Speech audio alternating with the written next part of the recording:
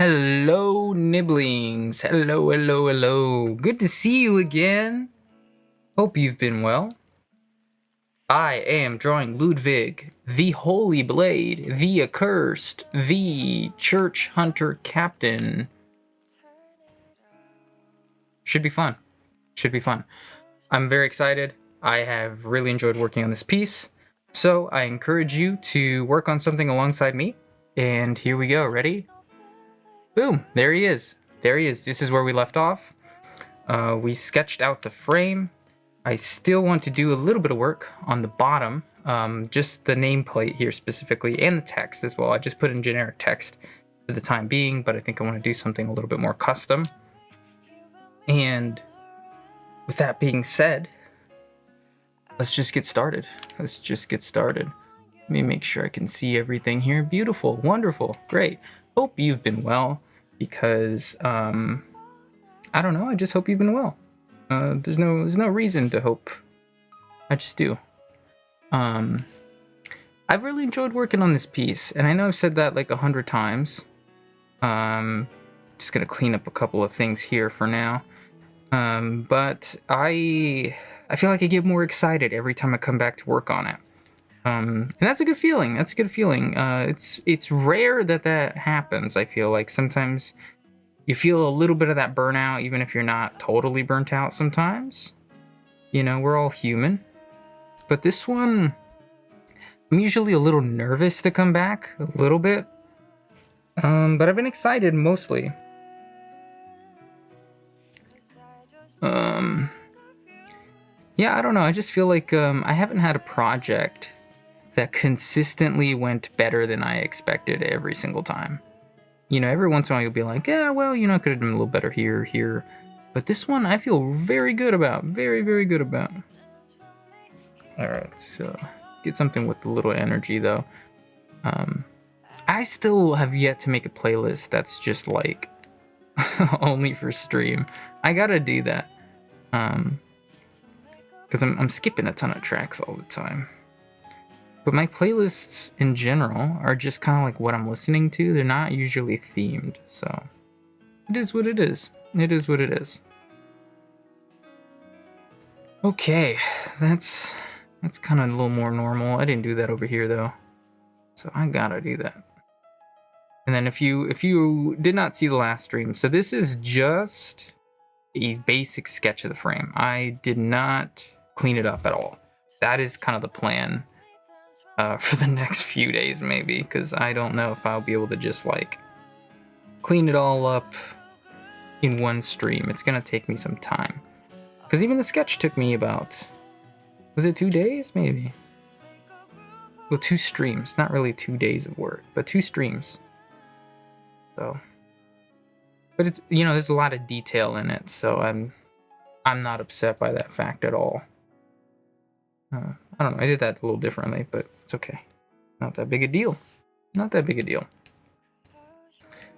Alright, and then yes, I noticed this last time as well. This needs to be figured out here. I think also, I'm contemplating, because I really wanted it to kind of look like some old piece of paper, some like parchment or something. I was saying scroll before, but I think parchment's like maybe the correct term. But I'm like, should I make the Moonlight Greatsword? Should I make that blue? I feel like I might, right? That makes sense. So that is what I'm thinking about doing. I might just give it a shot and try. I mean, it doesn't hurt to give it a shot. Do I have something's going on upstairs? I don't know what. Something's always going on upstairs. That's a theme if you've been here. Okay. I feel like, I don't know, Ludwig is here. Sword decoration. Okay, that's part of it. But I think the whole thing is here, right? Yes. That everything's on that layer, pretty much. Alright, well, let's turn off my background here and this as well, because I want to select all of this best I can. Let's get this lasso tool. So I would love to just kind of do it in one big fell swoop, just to get a good idea of what it's all gonna look like. Because I'd rather just like undo it. Because if I'm being selfish here, if I do it and then I don't like it, I'd rather it not show up on the time lapse. You know, what's the point in like showing all that? But I don't know. It's not like police aren't gonna come after me for doing that. I don't know. I could be overthinking it. I don't know if anybody knows who Dax Flame is, but he made a video where I was like, damn, I don't know if this is in character or not, but I really hope it is. Because he was like, I'm not going to make videos for a little while because I'm overthinking things. And I don't know, some people, I feel like they think Dax Flame is totally a character. But I'm like, I think Dax Flame is a guy who is incredibly awkward. And he plays into it now because he knows that people like it and think it's funny. You know, and I think it's like a little wholesome. And I love Dax Flame, you know. I think he is genuinely funny, and like some of it is just kind of laughing at his awkwardness a little bit. But like I think in general, like the dude is just, he's so lovable, you know? He's so lovable. I saw like his subway takes, and that killed me. That killed me. It was so funny to me. I don't know what it was about it. I just thought it was so good.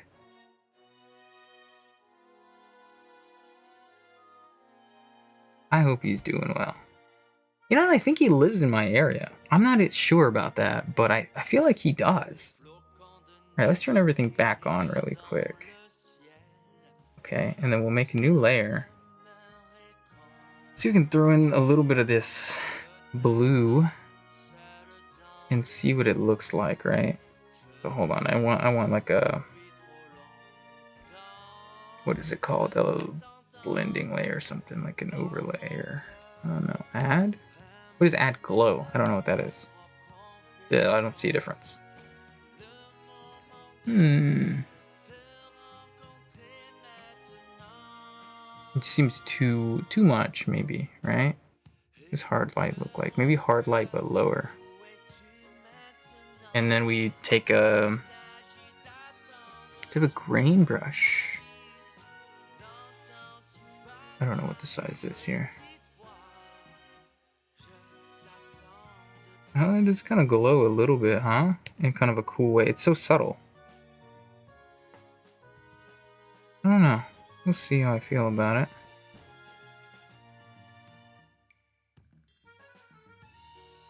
The grain builder with this hard light is kind of nice. I actually really like it. Because you could barely see it, but you can see it.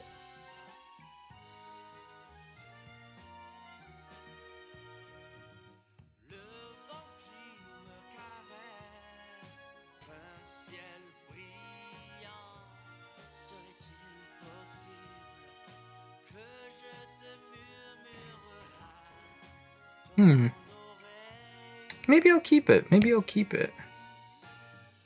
I don't know. I don't know quite yet.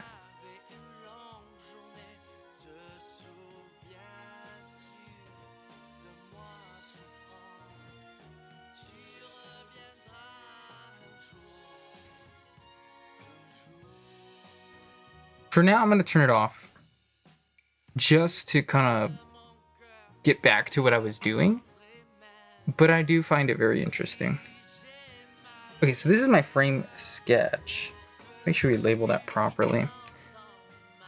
Because this nameplate, I kind of want to work on a little bit more. Kind of play with it a bit. And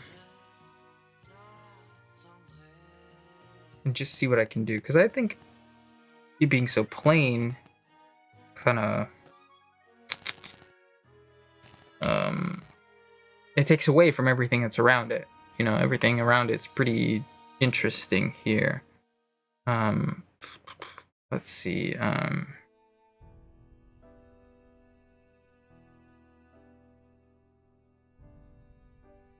But like honestly, the more that I look at other nameplates, the more I'm like, they are pretty boring. Not a whole lot going on to them. Like I feel like the most interesting ones, they're just made out of wood or something, you know? Or like the font is interesting or something.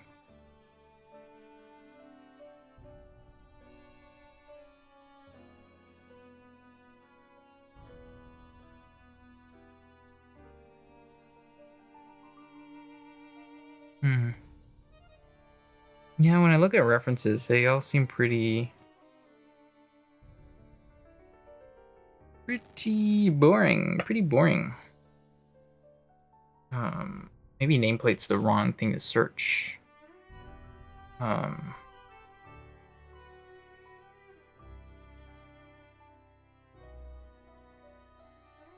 Look at like old buildings. Oh my goodness, so much AI though. All right, let's look before 2022. All right, here we go. No, it's kind of the same thing. Some of them are like crests or something, but I don't have enough space for a whole crest, I don't think. So what would I do instead? I'm honestly just getting a bunch of Gothic churches. That's all I'm getting. Like no sign or anything. Just that. Well, I think I might just do something small. Only something small and in detail, and not go crazy. Then maybe I'm the one that's wrong. You know, who knows? But I'm thinking. I guess we do want this to be mirrored here. And let's just kind of select all of that. Delete it. We'll work with this here. This is the space we have. What can we do with it? Maybe something.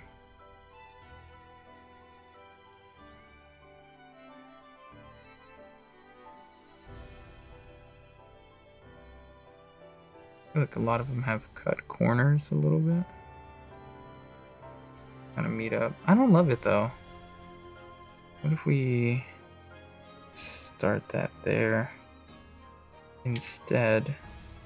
I have to use a lasso tool to erase because it won't work if I just use the eraser. Maybe there's a setting that changes that for me, but I don't know what it is. So I'm not worried about it.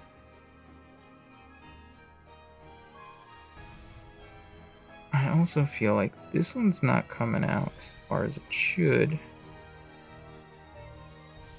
Keep pressing the eraser button. I don't know, it doesn't feel Ludwig. It does not feel Ludwig.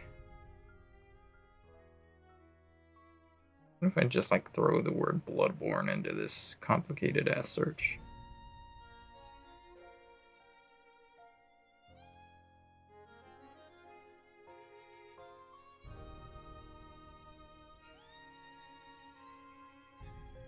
Thumbnails mostly. Or random screenshots. I don't think Google knows what I'm looking for at all. He's trying to help me, but he's like, I don't know what you want from me, brother. I don't know.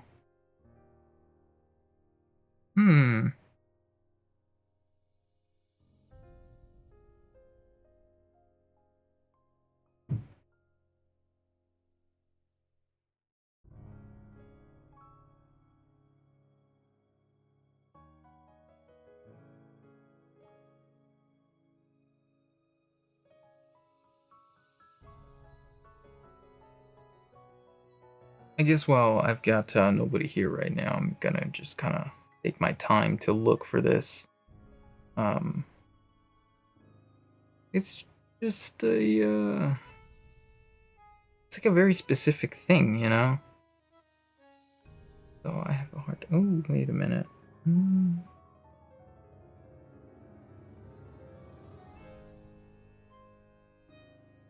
I guess it's tough when you can't imagine one in like real life to find one. I'm looking in my church book. Maybe I'll find something there. Ooh, do that. Don't do that.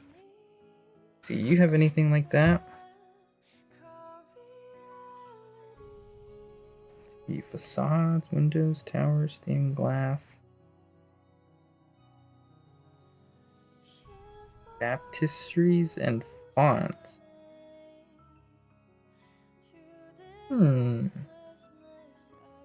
Let's see what that's all about.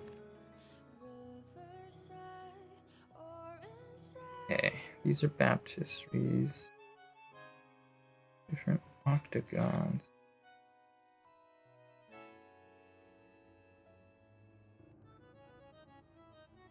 A font looks like a pool that they do like baptisms in. So I don't know that that's gonna help. Looking at windows as well. Maybe just like a window design would work instead, like the outside of a window. You know what I mean? Not a bad idea. Oh, that's a beautiful window. What is that? Bolton Abbey.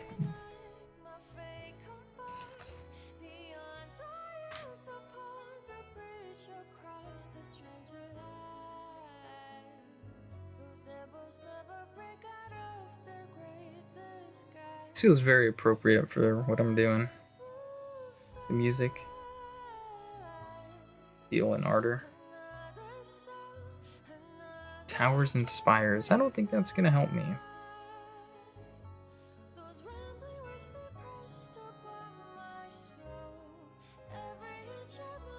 What is a nave? What is the nave of a church? The largest part of the church, the area where people sit in pews or chairs between the porch and the sanctuary. Interesting. Okay.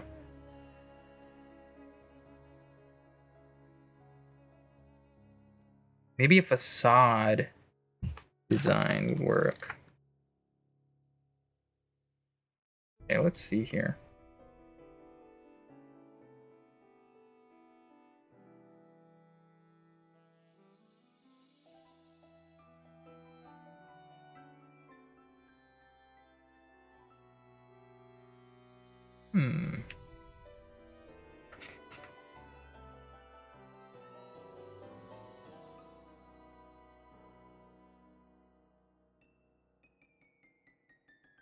Ooh, I have an idea. There's this Tetris-style porch from Roman temples. So they're the ones you might see with like 4 columns and stuff. But I'm not gonna do the 4 columns. What I'm gonna do is what sits on top of the 4 columns, because text normally sits there. It's just Roman text. Okay, so it's basically one big triangle into... Okay, we can do that. We can do that. That's nice and easy. Actually, it's not easy. It's not easy. Let's go back. Let's back up a little bit here, shall we?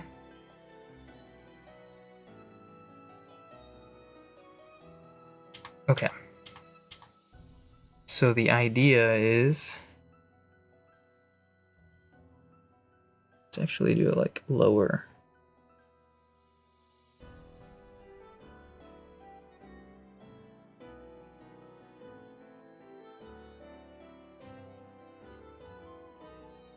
Okay. And then the way that it forms up into that, we might have to like...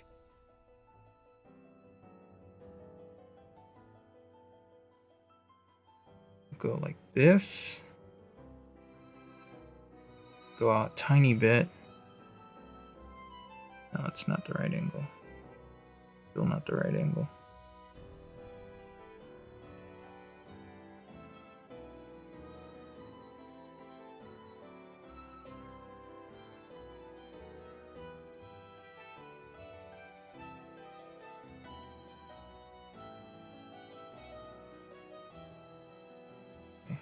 Gonna seem a little unconventional, but I think what we're gonna do is this. Squish our line down a bit. Okay. And then we go down once more. Once more? Twice more.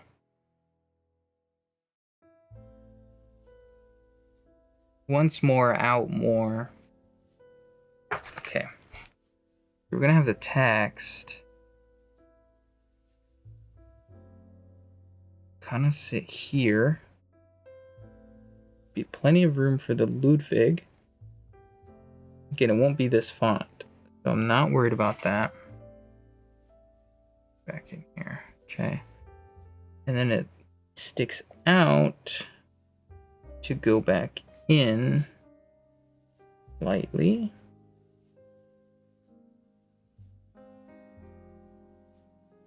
Only to go back down.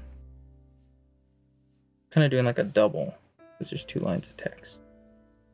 I'm not giving this one as much space. This is not a straight line at all. Okay, it's not a huge deal. I'll clean it up later.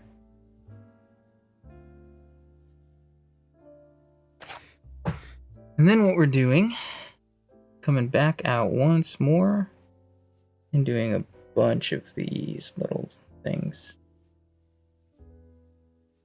Like one more. I guess we can only really fit, huh? And then that means you gonna go in this way, huh? And you are going this way. Into there, into there, into there, and there. Alright, so let's heavily outline this. We can very clearly see what's going on.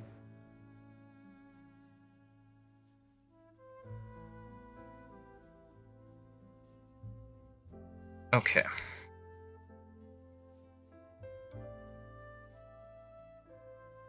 Maybe lower the size of the brush there. I'm okay with cheating a little bit. Good idea of where it's actually all gonna go.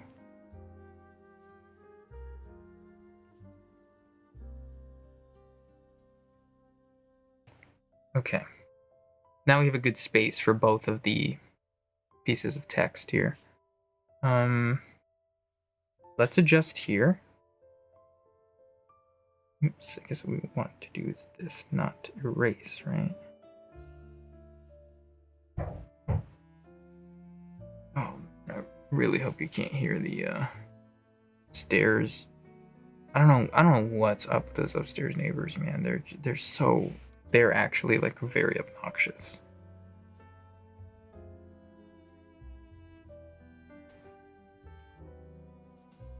And I feel like I generally don't. I'm pretty forgiving about like people making noise and stuff.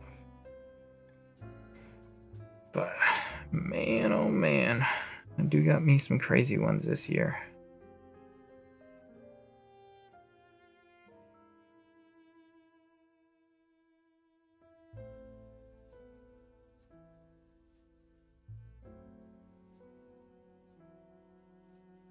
Okay. There is that. Quickly go to Ludwig. That's the text, right? Because I think Ludwig has these little water designs in there. I don't want them in here. We go back to the frame sketch really fast just to erase this little bit here. Boom, boom, boom. Now we add in some of the decoration that would go in here. So what I see people doing is something like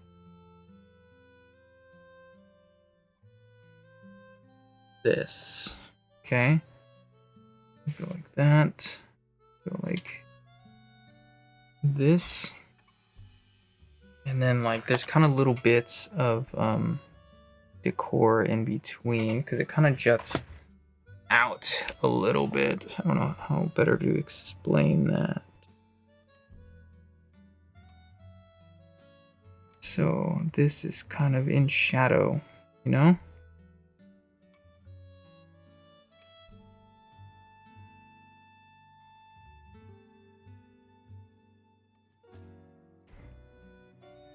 Is it also on the bottom?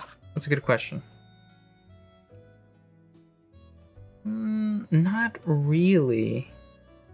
It actually seems more like this is what's in shadow here on the bottom. How do I check?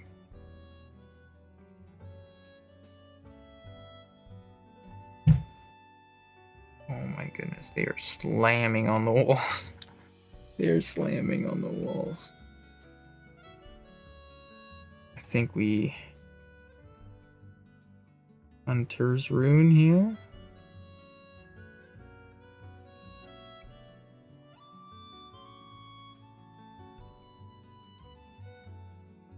Right? Because they have a lot of decoration on the top. Usually it's figures. I don't have the luxury of drawing tiny little figures in there.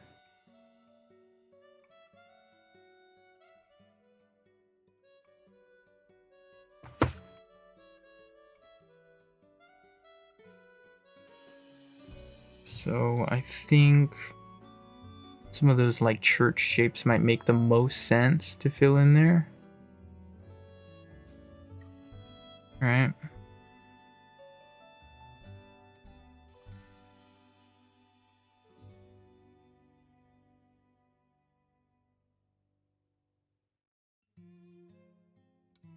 This is kind of an ugly one. This is hideous. I don't know what I'm doing. Let's go like this. Let's make it pointed. I was indecisive about that last time. Make it longer there. And pointed, and pointed. Remember, point it. Okay. Everybody watch my failure real quick. Stop what you're doing. Watch me fail real quick. Okay. That's fine. That's fine. Thinking about other shapes here. Thinking about it. Oh, you know, we do a lot of eyes as well. Do a lot of detail. Or an eye.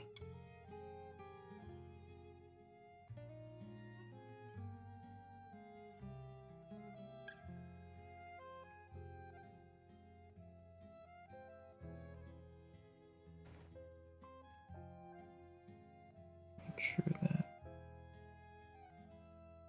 in there.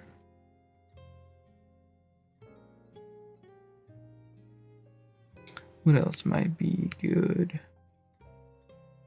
What's the shape in there? Gotta be a real simple shape.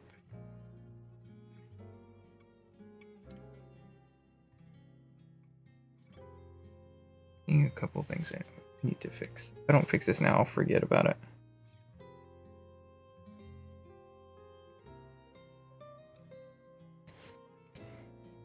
Which is actually probably okay if I forget, honestly.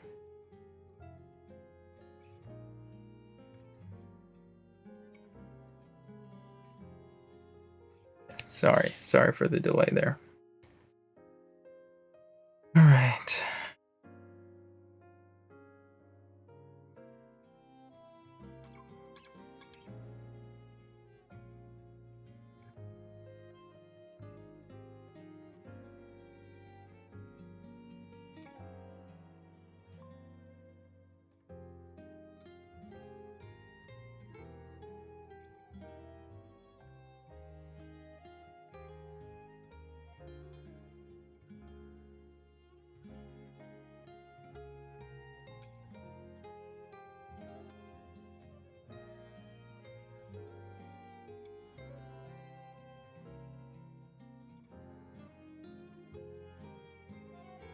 Real simple, real simple.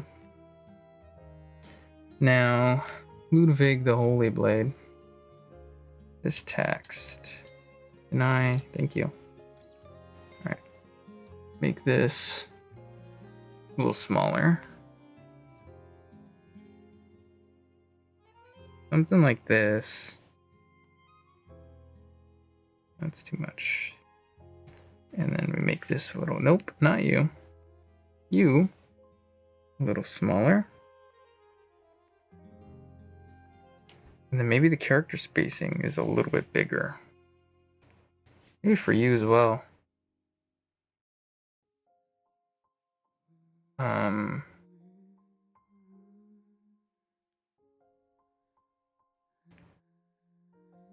Now, I don't know, we might be able to find a better font, I guess, that is a little bit similar to what we want to do, and we can work off of that.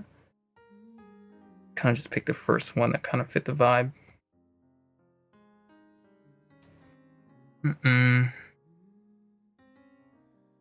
That's not it.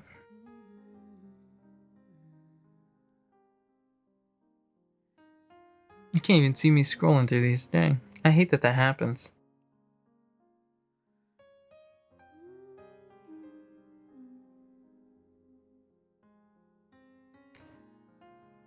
What could it be? What could go here?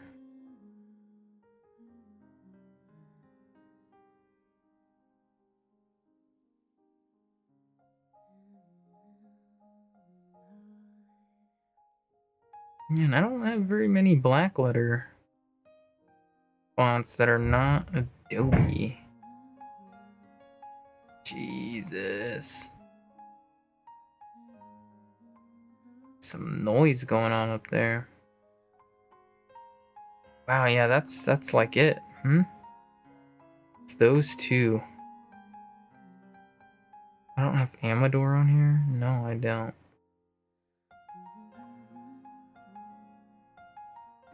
Okay. There's a way to bring up... Oops, not that, not that. The special, like... The full text list, right? Text list, here we go. And then go up to... this one here. See if we've got something a little bit more interesting. We have different options. Start at the top here. That's the L. I'm not seeing much for options. Seeing letters in other languages. Oh, unfortunate, unfortunate.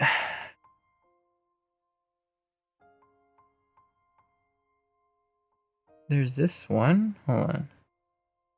But it looks pretty similar. Right?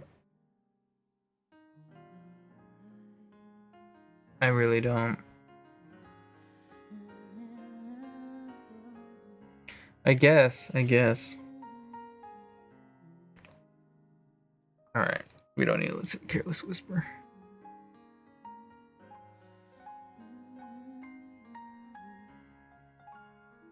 Let's see what I can cook up. Let's see. We'll use the basic structure, I think, but we'll...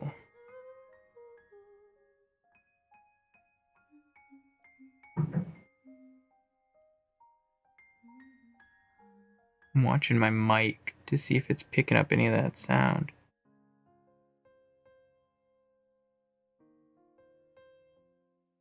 We got dogs barking because of it.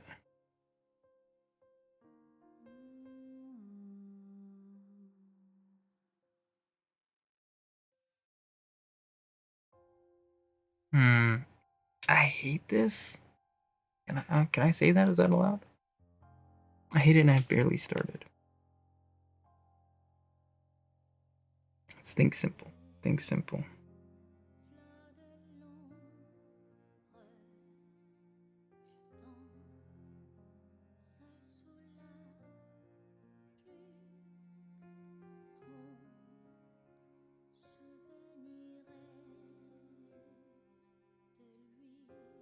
Mm-hmm.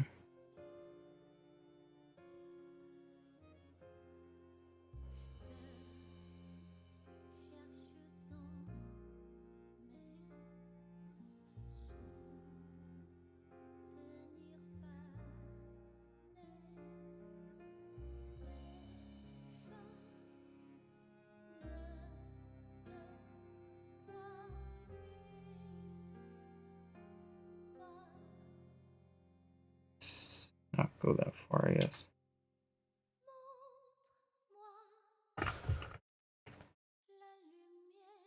Hmm.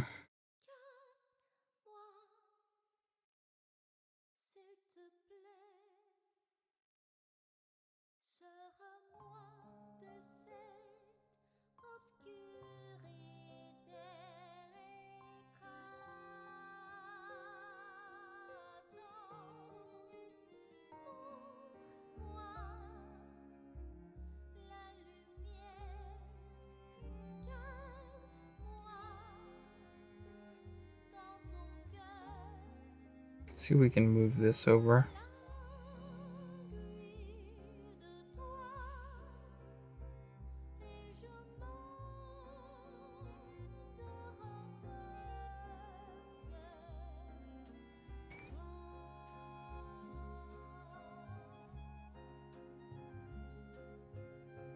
I do like that there's some structure connecting it.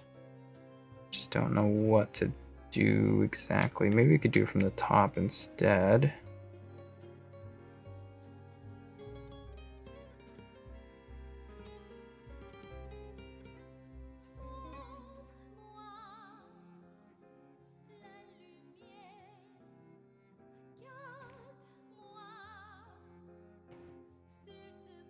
We just reference this layer, please.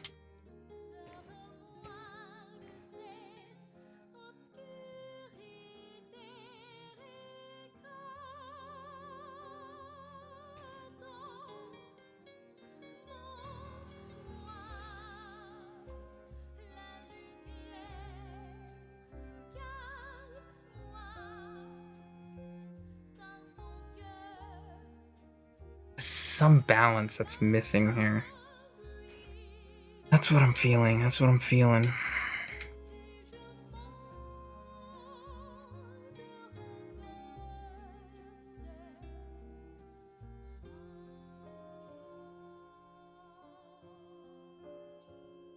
And then I just feel like this is going up high and it doesn't need to.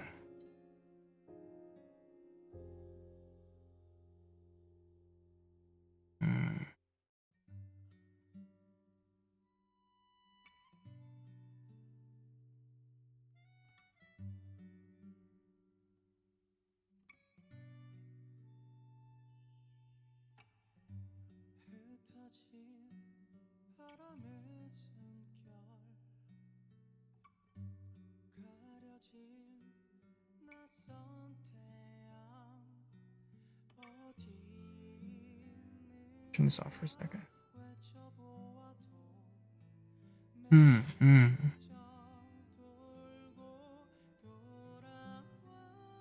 Thicken this line a little bit.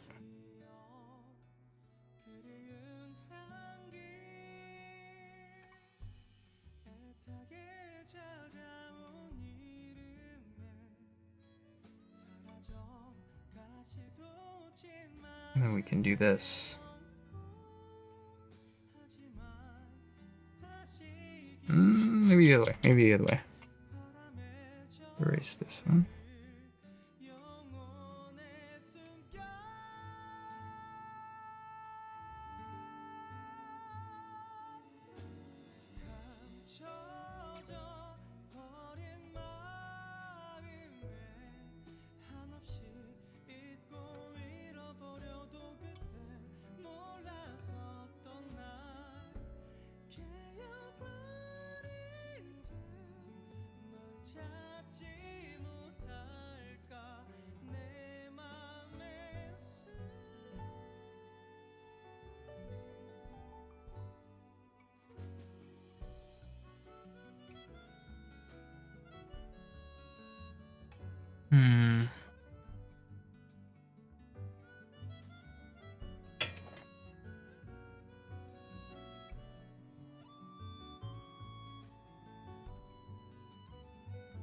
let's try to move on. Maybe we can find the style within other letters rather than noodling with this one.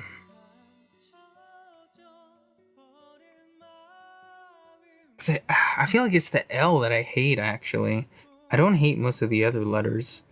Like the U, the W, the I could take them as is, honestly.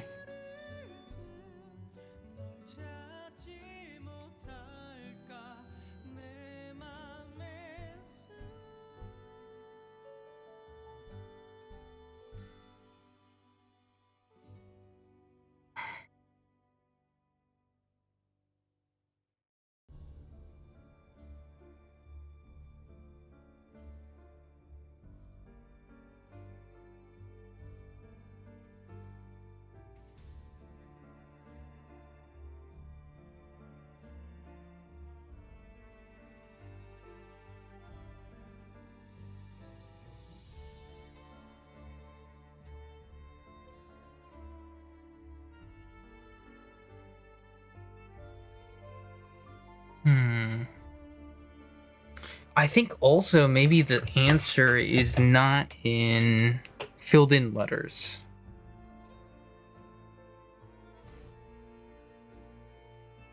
The D, I feel like I'm not totally in love with either.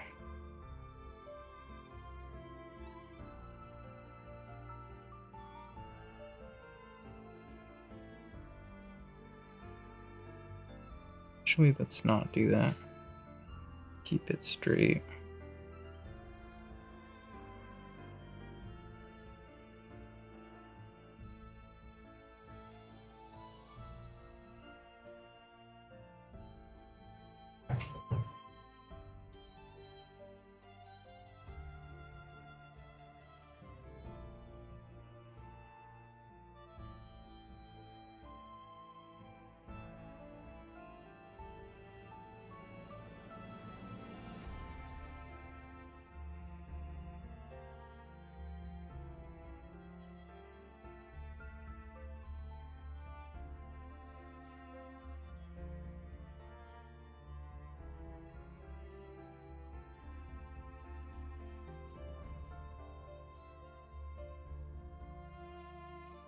That looks like it's missing balance to me.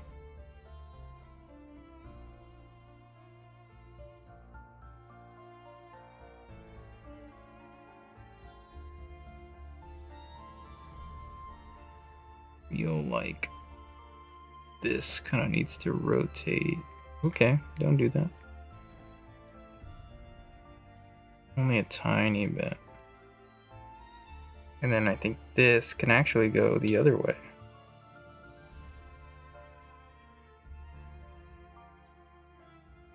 This line can move down a tiny bit. The right angle though. Here we go. Move that in a little bit.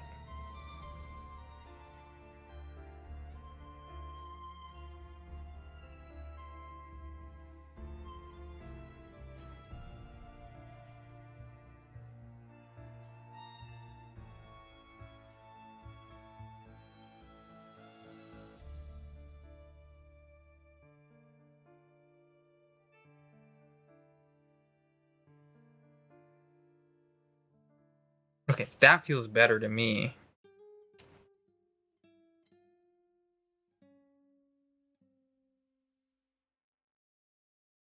Okay.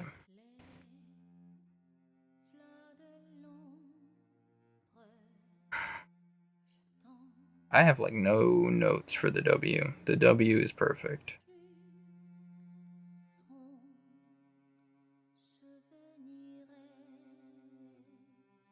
I would just draw it as it is. Put in those little decorations I have. And then kind of leave it there.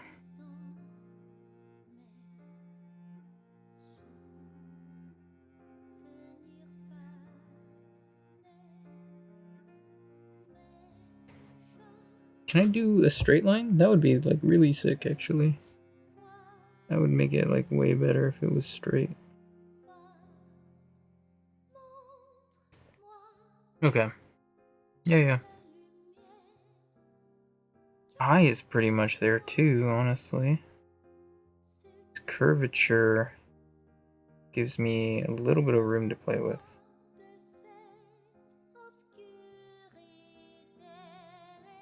I just think the only thing I would do differently is like a diamond shape. I can draw one. What the hell?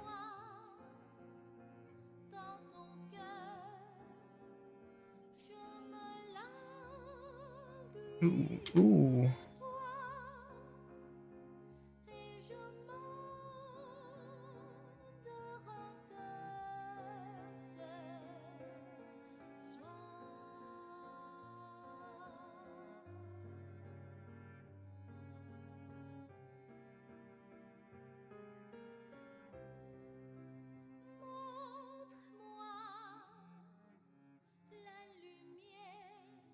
I think you two need to stick out a little more.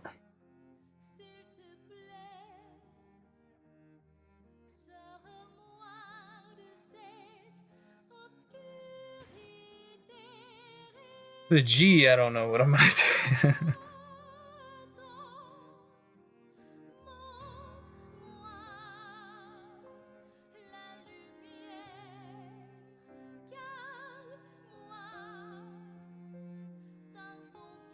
Because the only thing I like about this G is this shape in here.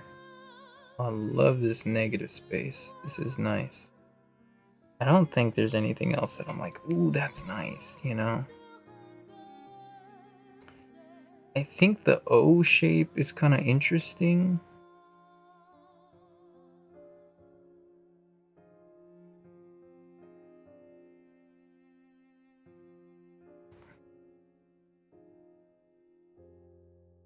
What if we made this part?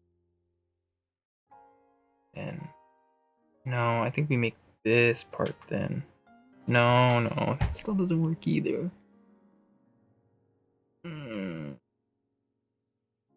There's not much thinness. No, there is sometimes. There is sometimes. I think what I'll do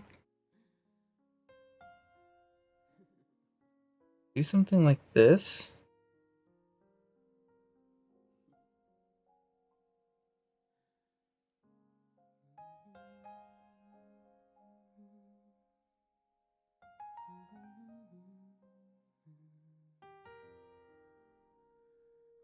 I'd get rid of this really quick. No, this way's better. Okay, fill this real quick, right? And then what we do, a parallel line here.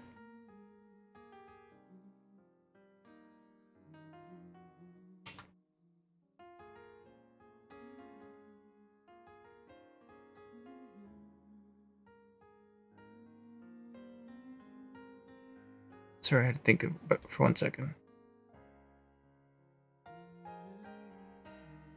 Gotta be about that thick.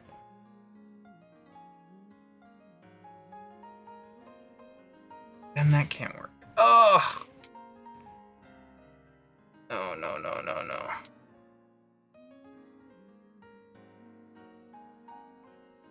It has to be here.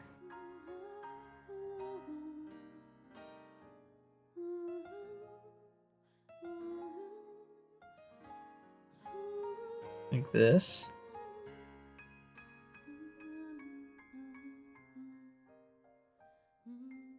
That means I have to move it up a little bit.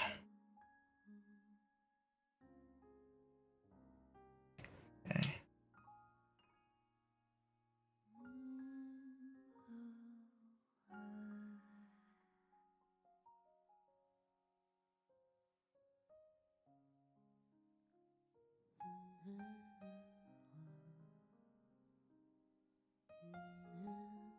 What is going on? What is going on, man? So okay, here's how I justify this a little bit. I'm looking at the U, looking at the bottom of the U. and seeing that thin line. And that thin line exists elsewhere, but it doesn't exist on this G. And it did.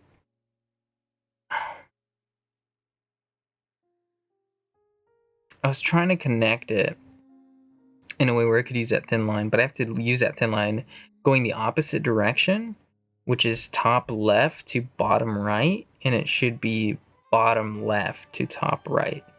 So it looks weird. And also, like, the shape of this is kind of messed up, but it's still not going to work even if I clean it up. Okay, so this design has to go. It's not it. It does have to be like this. Otherwise, it won't work.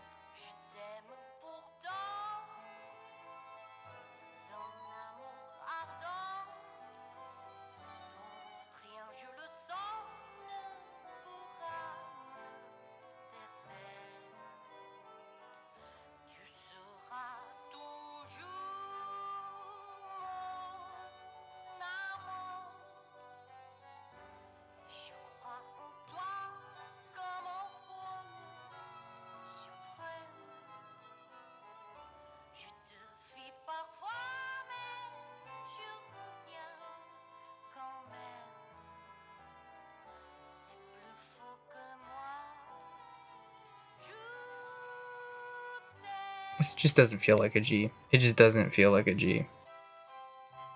I'm forcing this, and I shouldn't force it. That's the big problem.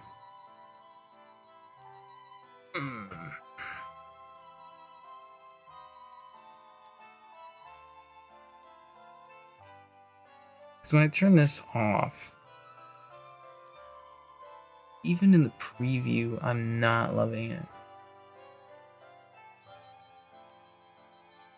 I'm not loving it at all. How far can we bring this back?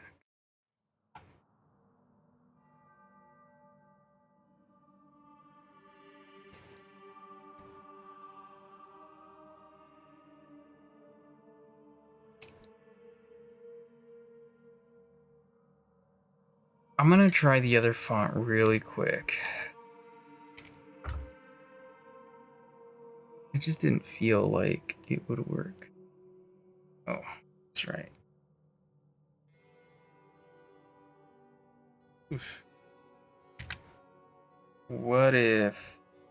Hold on. Do capital L. What if I do all of this capital?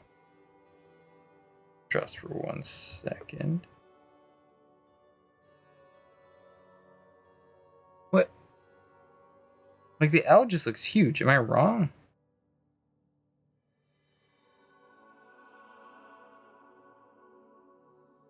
Everything looks huge. Why?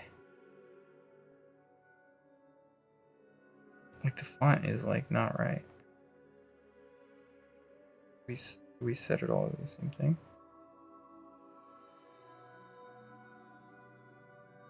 There we go.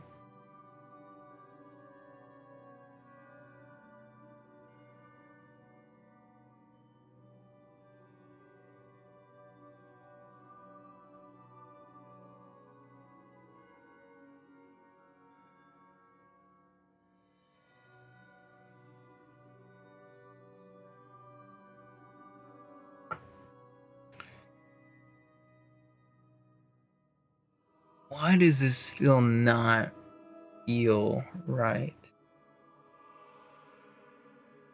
It's something about the L, man. It's something about the L that is just not feeling good. It's feeling awful, in fact. Looking at the text list one more time here. Okay.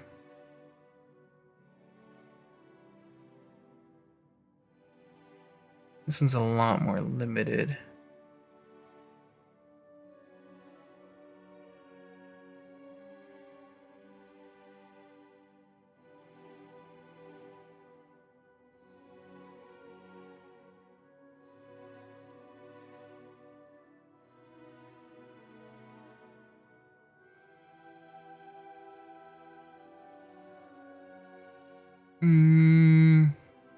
Lowercase L?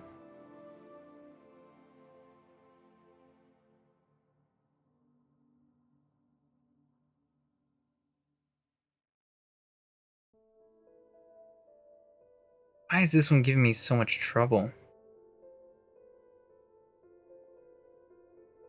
So here's what I'm gonna do.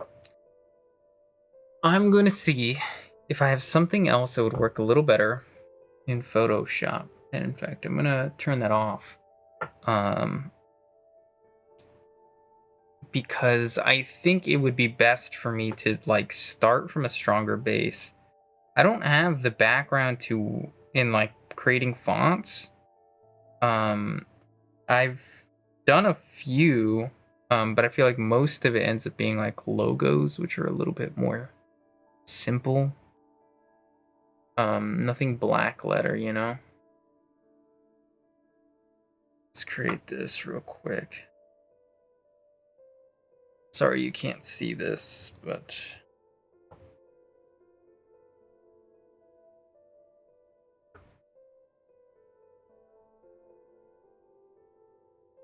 it's giving me an eye twitch, man. Oh, Lord. Oh, Lord. Okay. Because I just have better selection of fonts in Adobe because I can use Adobe fonts. That's the main reason I'm even doing this here. Wait, no, I'm still missing the one I was looking for. What is it called? It starts with an A. I can't remember. I mentioned it. Amador. Why is Amador not here?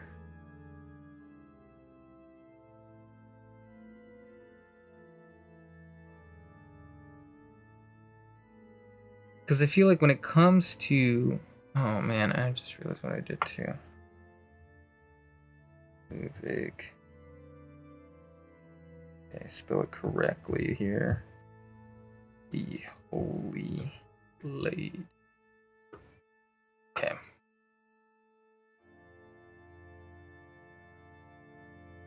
I guess I don't have Amador, and I might need to go find Amador. Because I thought for a second, I was like, isn't Amador not a... what is it called? Oh my goodness. An Adobe font? I thought it was like a regular font that I just had. And yeah, it must be because I'm not seeing it here.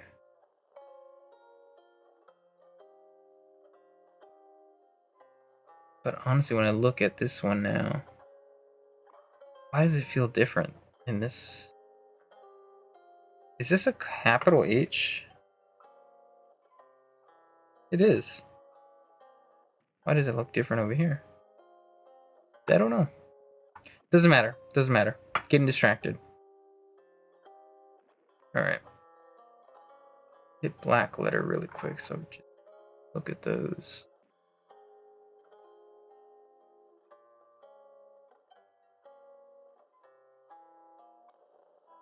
This is it. This is the one. Okay. So here's what I'm going to do. I'm going to just screenshot this really quick. Okay. This is the font that I really wanted. Okay. Go away. Go away. Where to go?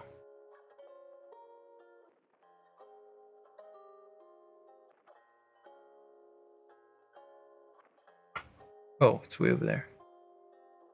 This is it. This is what I want.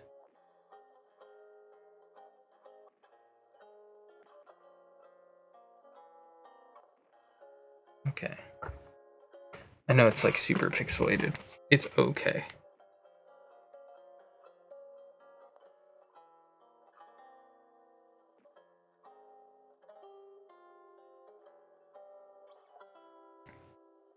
Here's what we're gonna do. We're gonna take everything but the text. Delete it really quick. And then I will take you. Move you up real quick, out of the way. And take you. bring you down, scale you down to the appropriate size.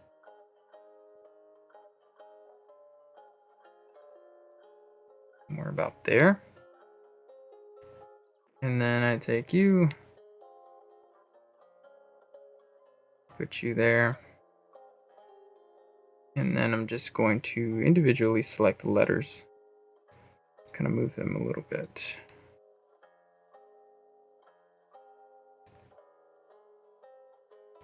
It's not going to be perfect, but I can figure it out. Actually, we need to move the G first.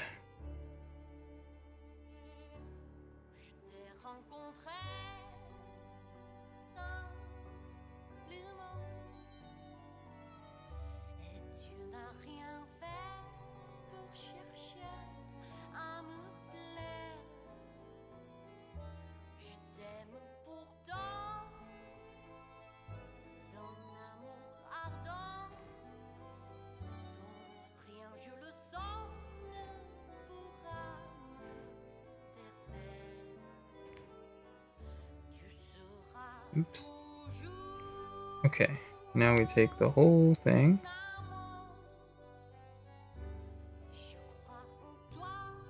Try to center it a bit. Like that, right? Yes. Okay, and then I think we can work on this one much better because I like these letters more. Actually, let's turn this up a tiny bit here. Ooh, we love that.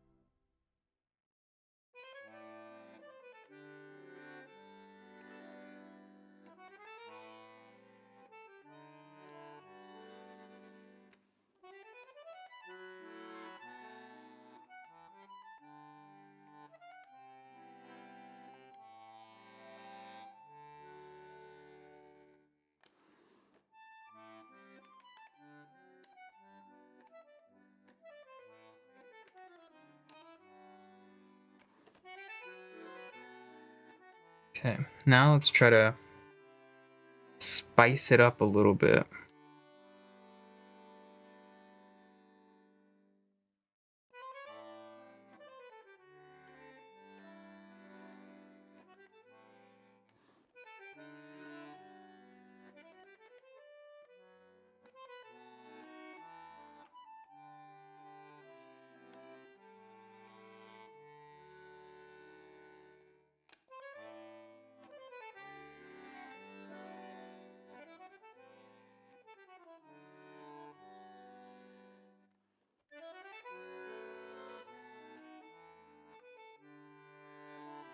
I don't know what about this doesn't feel right. Cut it off early maybe instead.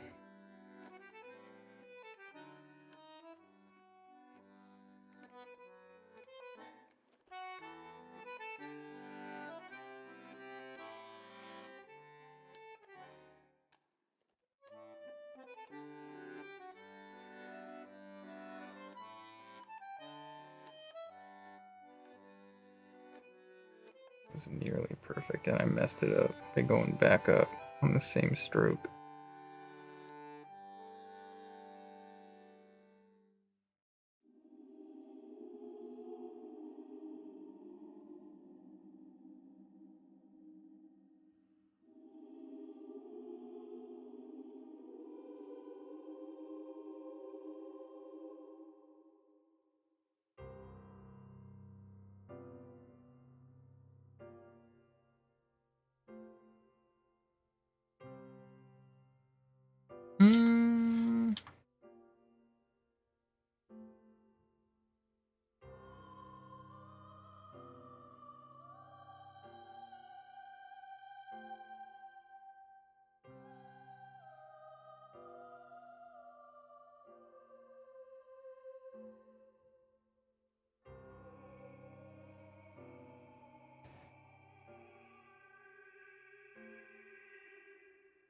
Is it maybe too much? I don't know.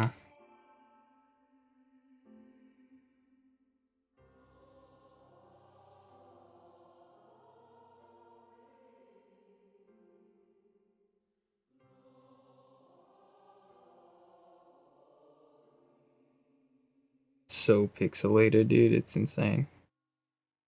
Should have just done this the right way. Oh no. Could have done it in Photoshop, brought it in, I guess. But...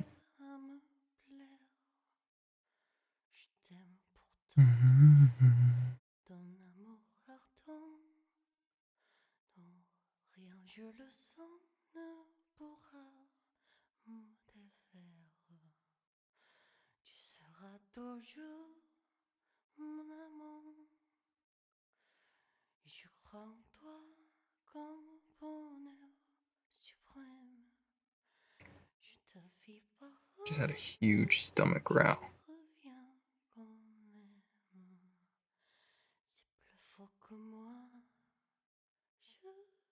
I think I like this letter here so much better. I want to stylize it this way.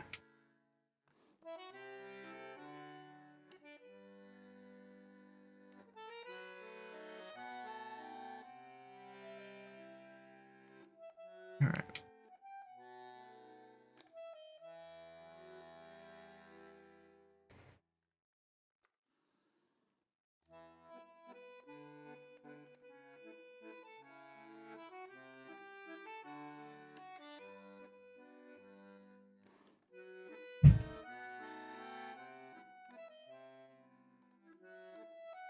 I really hope that stream cannot hear how loud my upstairs neighbors are.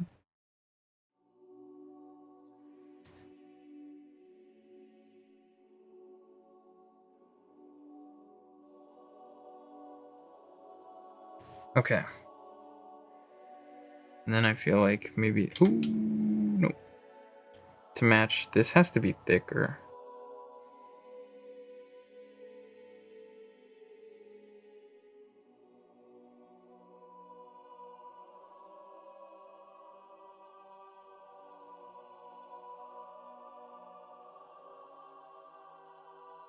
I ruined that. I'm right about it needing to be thicker, but I just overdid it, I think.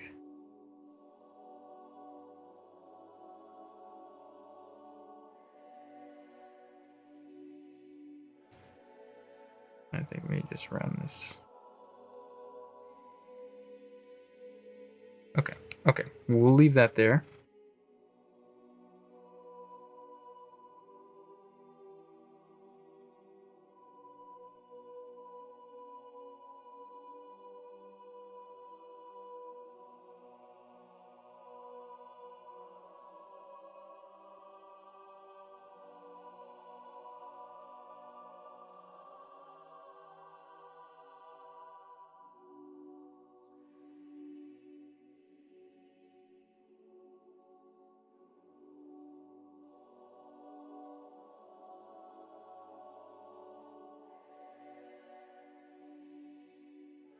I think this would be...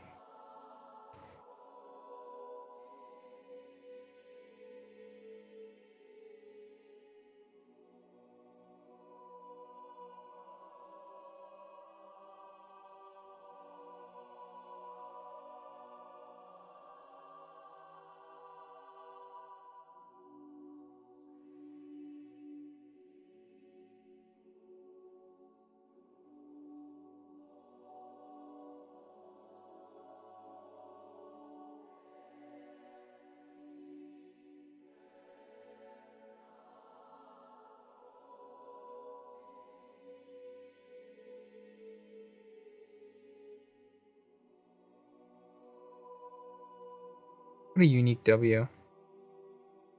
W's in the chat real quick. W's in the chat.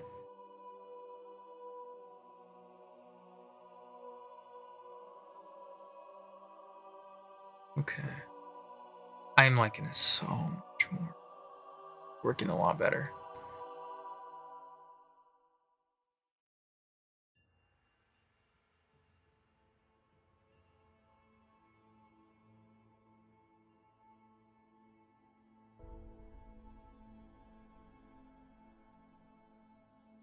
Alright.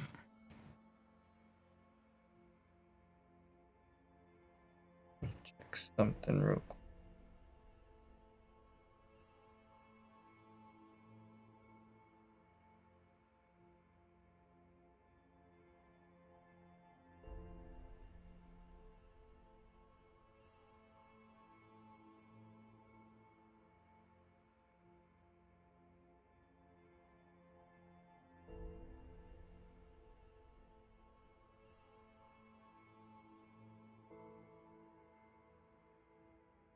Although I might have liked the other eye better.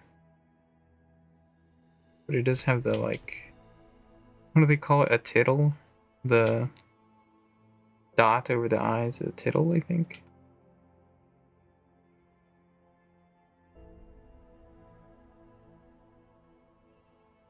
Okay, I think we'll still work with this. Alright. Go to G. Go to G.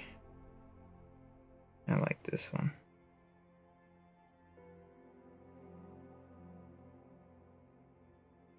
Did what I could not.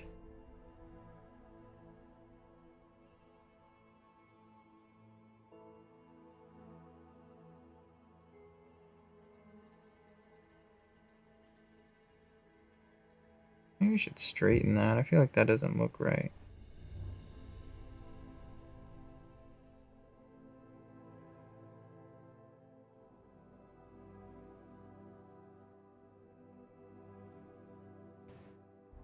And then I guess the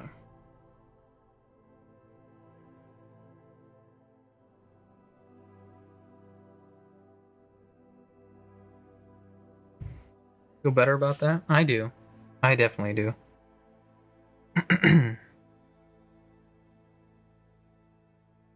I do feel like it should be bigger.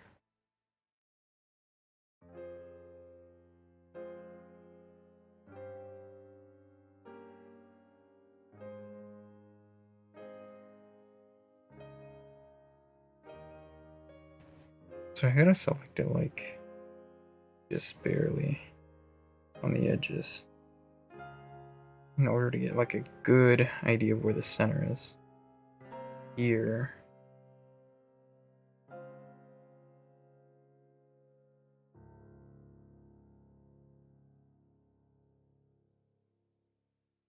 I think it's okay. Alright. Now we do the Holy Blade part.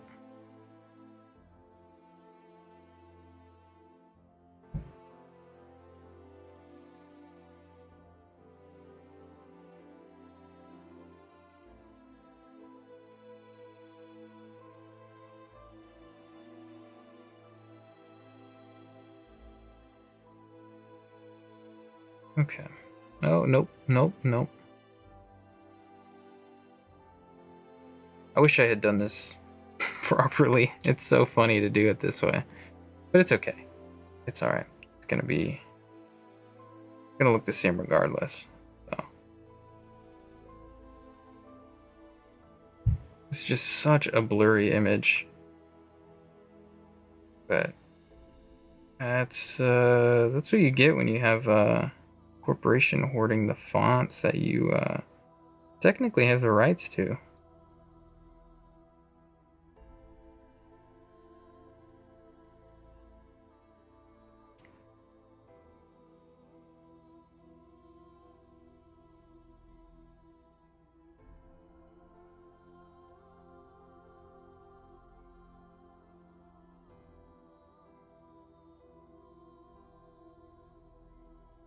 Like, yeah. Okay, cool.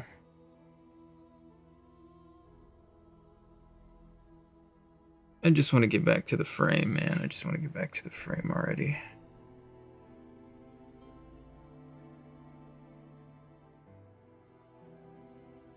But it's worth it. It's worth it.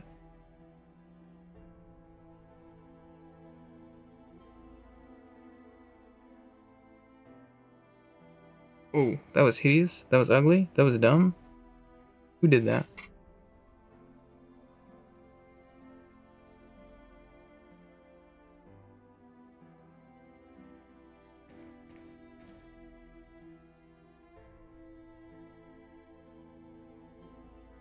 Chloe.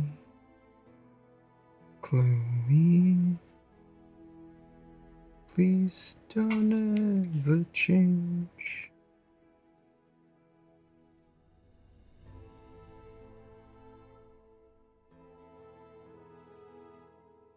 What a unique O as well for black letter.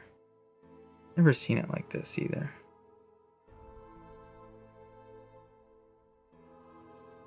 What is this, an L?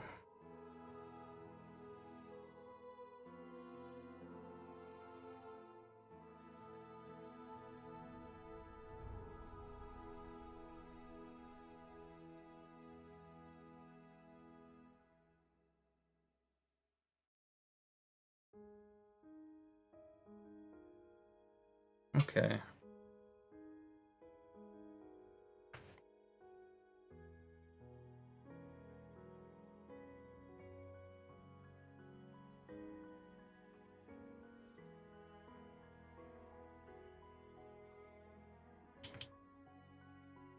Like, this is not very entertaining, I'm sorry.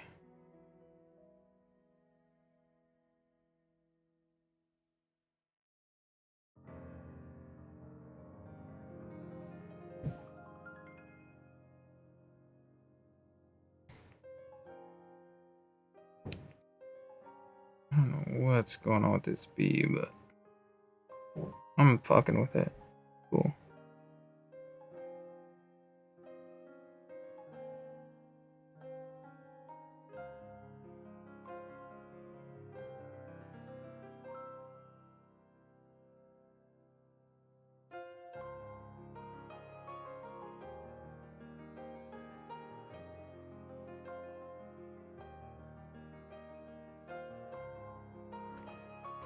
Okay.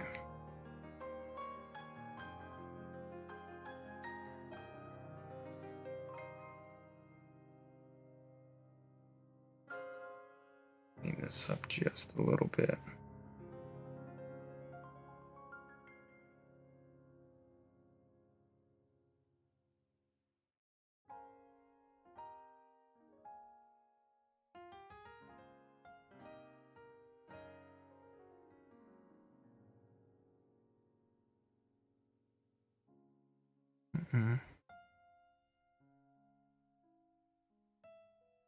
Okay.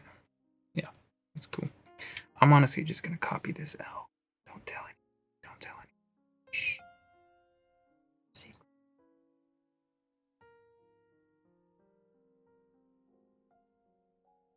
Everything. Yeah. We don't have an A. Okay, that's fine. That's fine. Shh. Take the.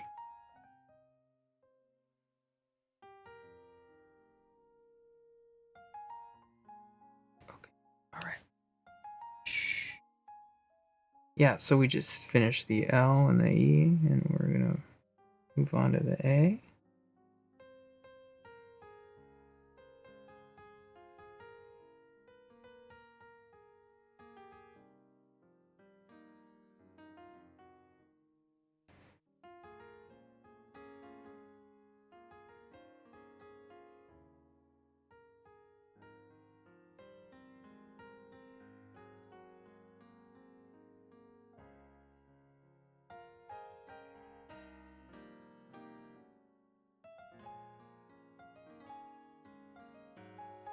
What do I do with the D? Like this, and like this, and like that. Okay, alright, let's get rid of this layer now. We don't need it.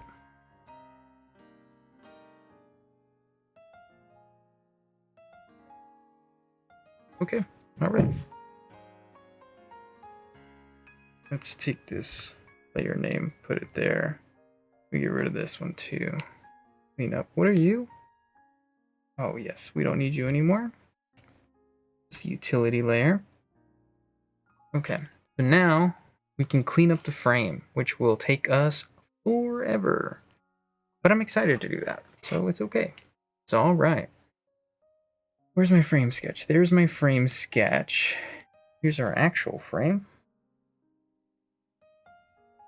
Okay. I'm going to lower the opacity of this a little bit This is just our little sketch. And then we can get started on this.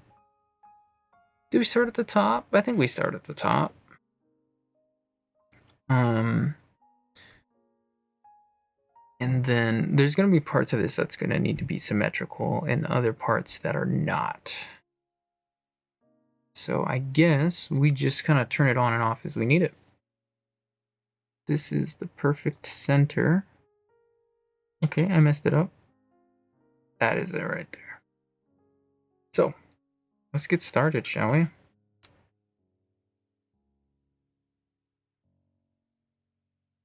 Actually, I'm going to turn off this as well so I can see a little bit more clearly what I'm doing.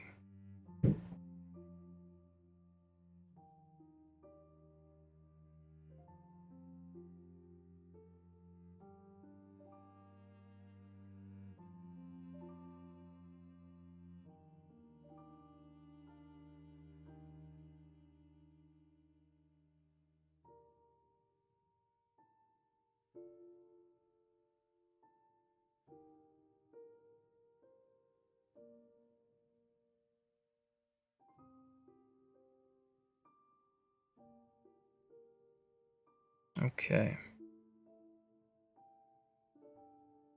We'll fill this, actually. I thought I would not fill it, but I may as well fill it, I think.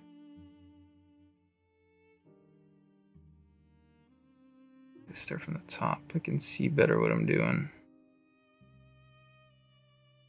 Let's do that. Clean up the edges. Okay. And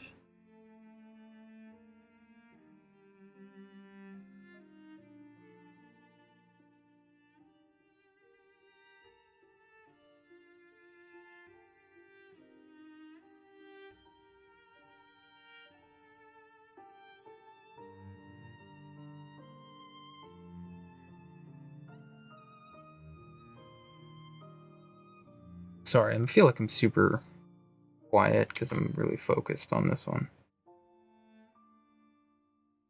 Hopefully, not too big of an issue.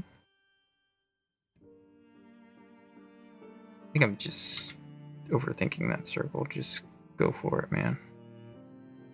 But that's in the wrong position.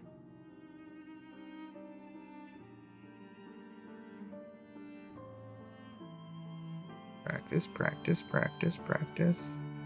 Nope.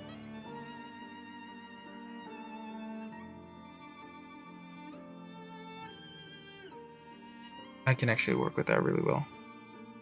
Looks a little not perfect, but I actually think that's the right shape for this thing here.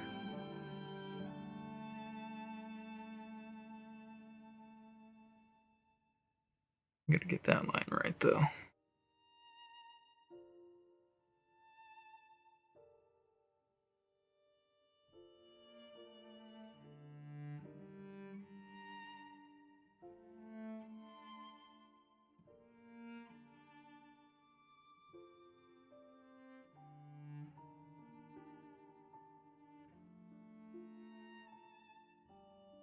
Yeah, let's make it asymmetric.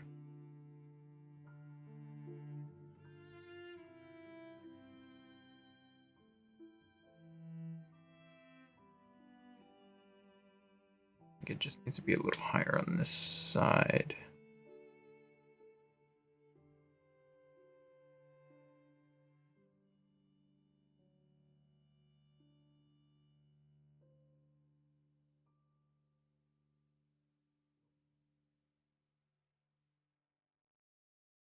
You guys can't hear that, right?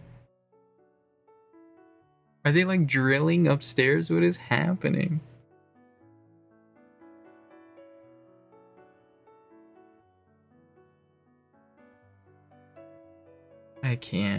I can't deal with this. Oh god.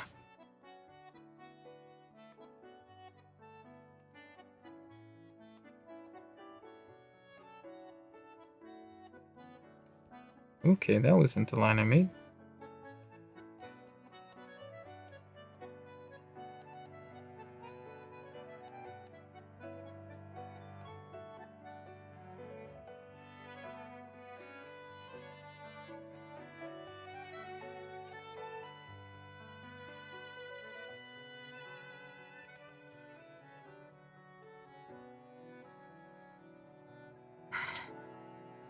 This is why I say it's going to take a long time.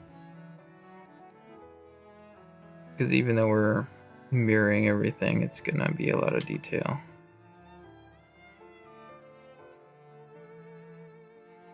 Look at this. Look at this. It's so tiny. Well, I guess you can see this at all times that I'm not doing a whole lot of stuff, but this is a product of love, man. So, okay.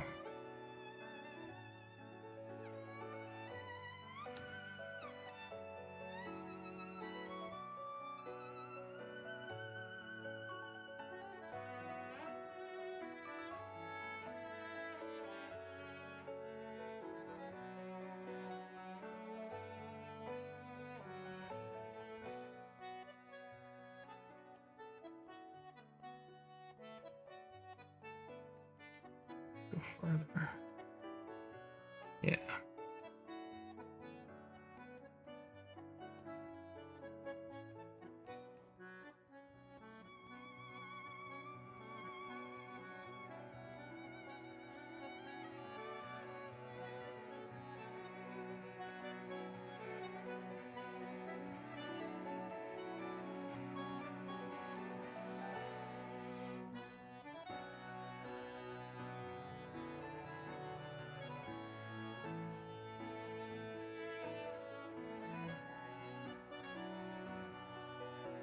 Tiny little guy, but he's still handsome.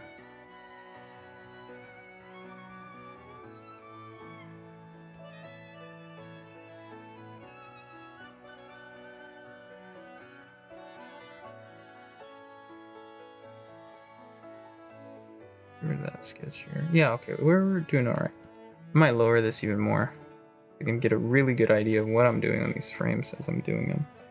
Little parts where I'm fooled into thinking that it's filled in and it's not.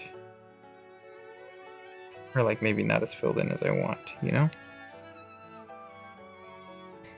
Yeah.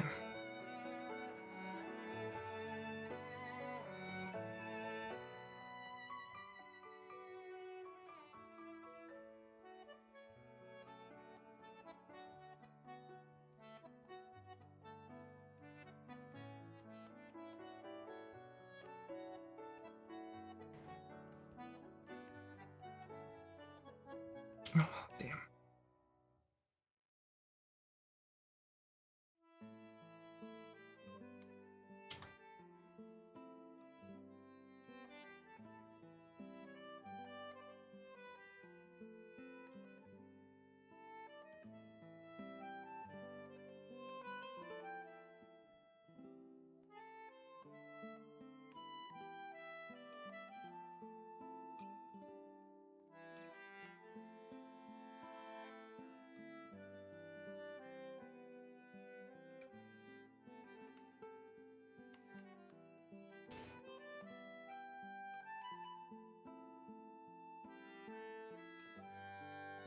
Mm-hmm.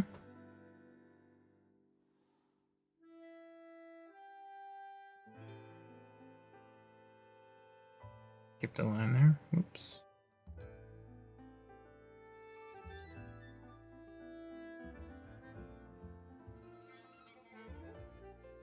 Okay. So I'm thinking like stained glass here, for this little portion. And I have some examples here too, which would be cool.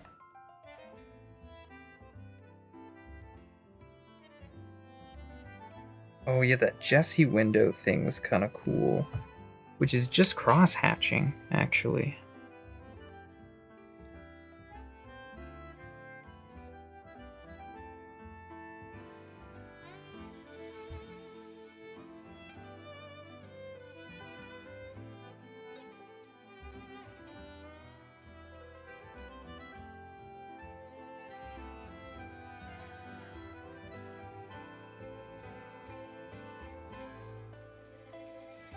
Yeah, pretty simple. Nothing crazy, but it does look nice.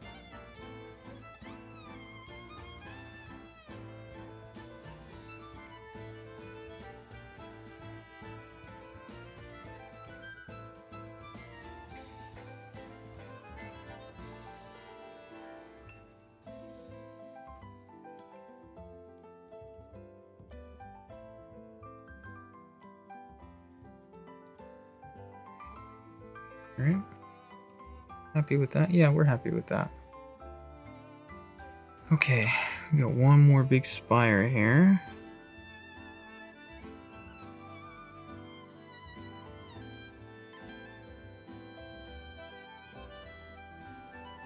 I think the center of this thing is over here, actually.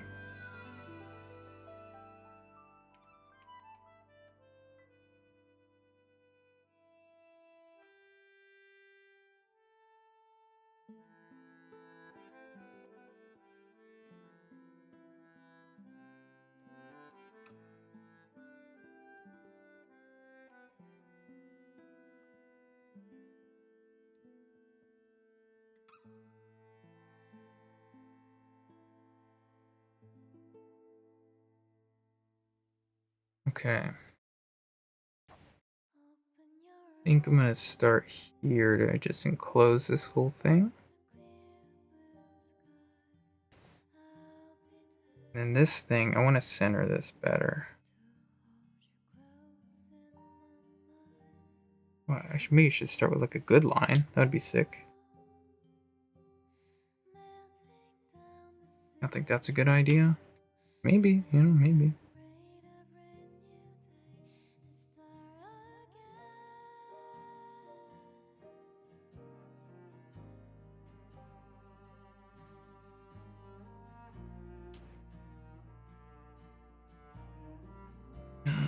Let's do it like this here.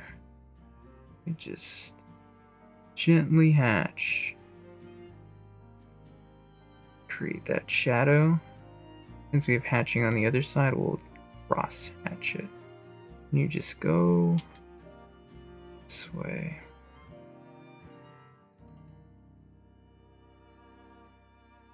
Lighten up a little bit. Looks good, right? Maybe more, yeah. And like darkening this line here on that side. Maybe that's too much though. A little bit more on the line weight should be nice. We went that way and this way, let's go this way. We can go lighter on this crosshatch. We don't gotta go crazy. Yeah. Ooh. Yeah, I like it. I'm gonna do a little bit there. We're gonna create some lines to kind of really define the shape of all of this.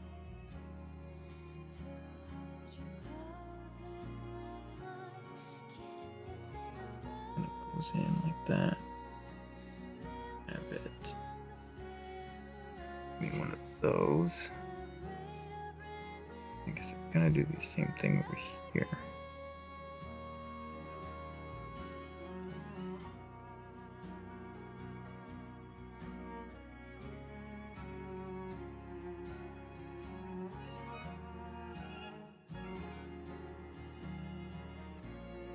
Yeah?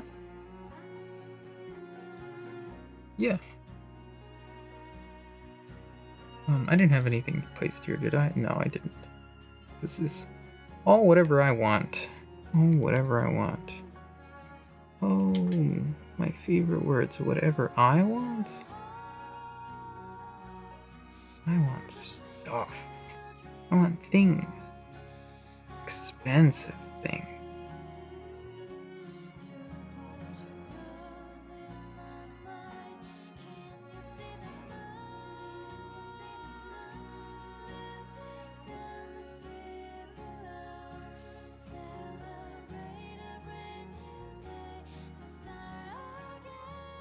Let me do this to kind of imply that it's a little curving. And then, yeah, because of that, maybe we do it over here too.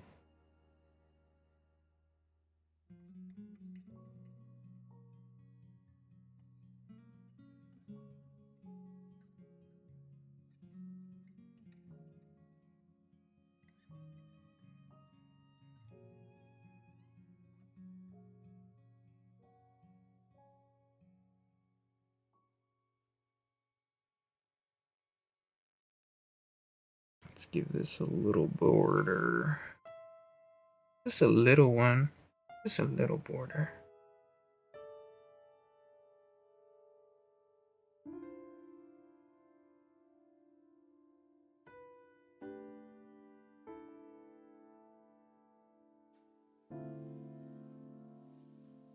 do that. Yeah.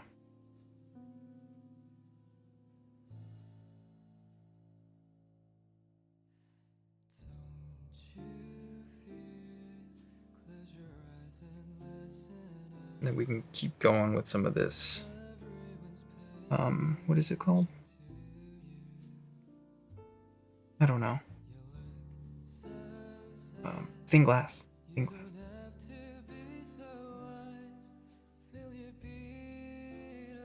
I think what I'm gonna do for this thing too, give it a really tiny inside for a part of it. So it does actually kind of look like a, oh, I gotta do it over here as well. Because I forgot the eraser doesn't want to listen to me. Is there a way to fix that?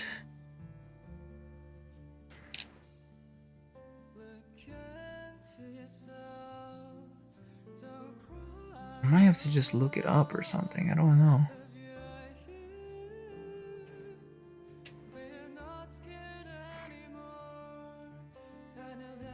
Maybe it's a thing in the eraser itself.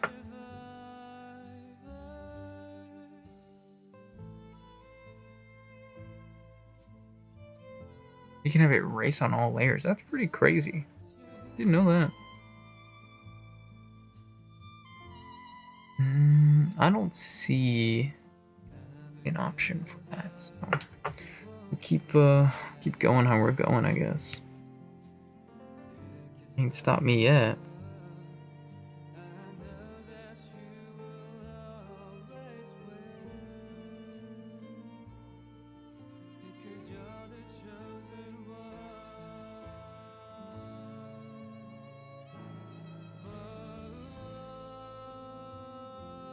Maybe a little lower, I think.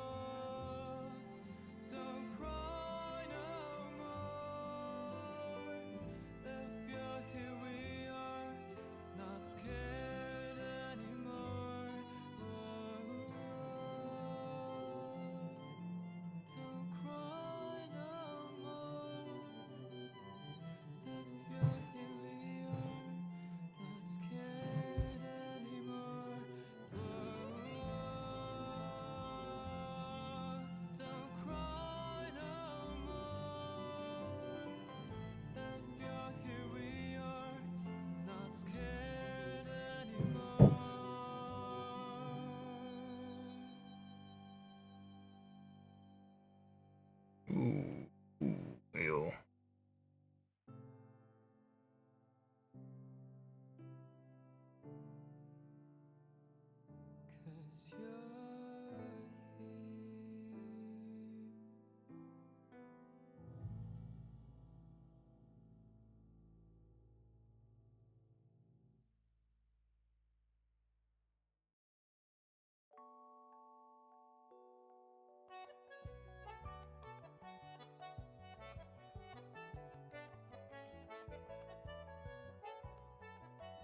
I'm gonna leave it for now. Maybe I'll come back to it.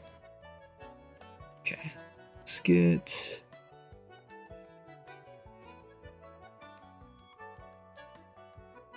this set up here. What is this a part of? Something much, much bigger. I think we don't work on the inside right away. I think we dress this first.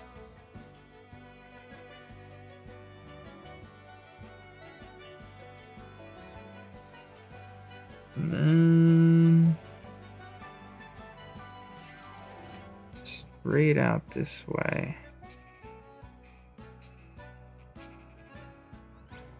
Have another one of those hunter runes.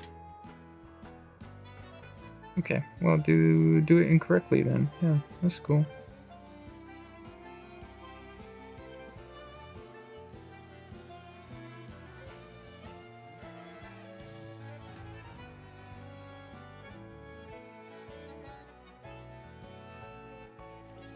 Okay. Let's draw lines that aren't hideous. Sounds like a plan. That's still... What? Am I a fool? Am I dumb? Have I lost it all?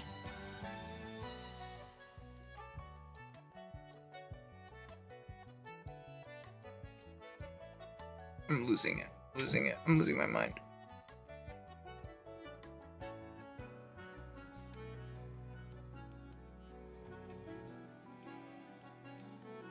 I'm gonna go a little farther with that one. Okay.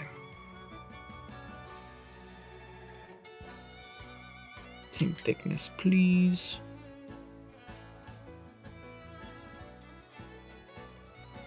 Alright.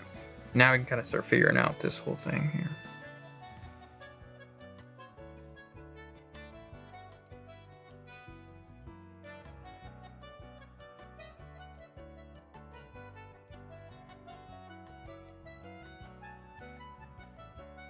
Get farther out.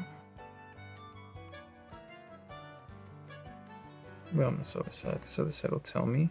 I think that's right, actually. Which is a little unfortunate because I feel like it encroaches on that.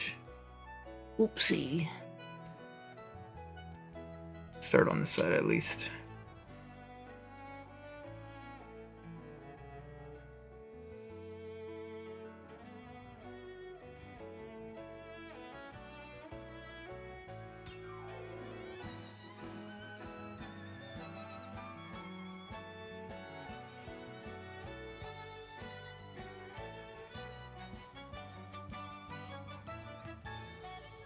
Why would that be there? What am I thinking there?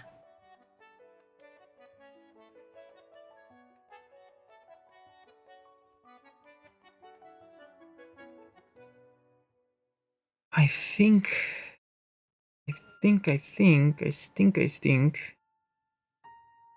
I do something more like this.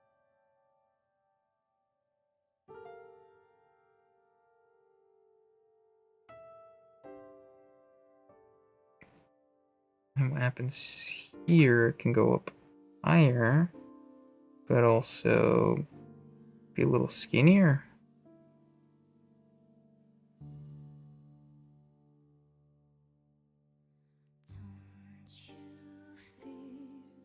Let's take a look over here. Might work on this side instead for a little bit.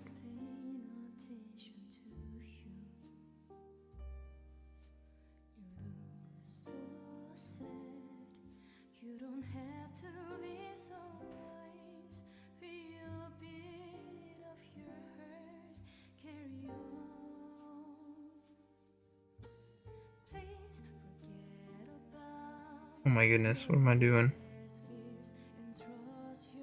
Here we go.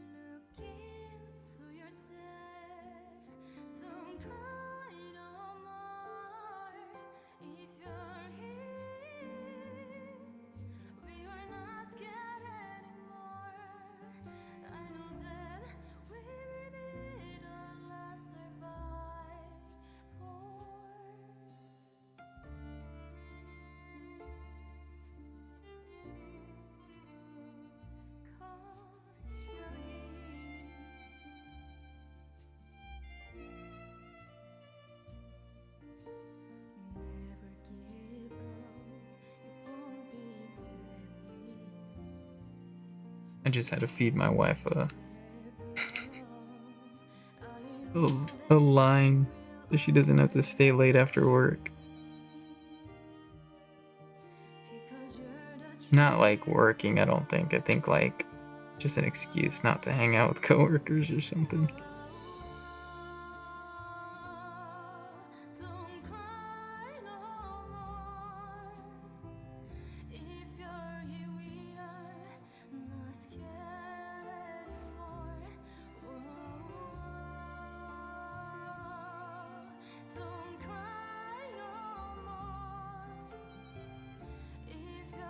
Maybe you should do it like perfectly straight for this one.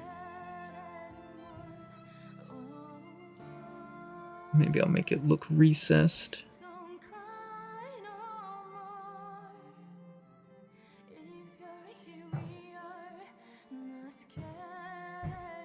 Bowling alley up there. What is going on?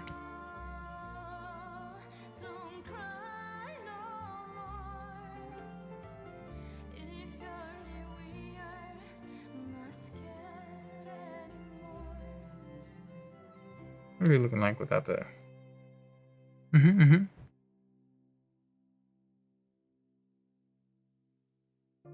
I think the only thing I'm seeing is like I feel like there should be a little bit of shading on these windows. So this spire thing, whatever it is called, kind of looks like it's sticking out. A little bit of shading, you know? I'm real subtle.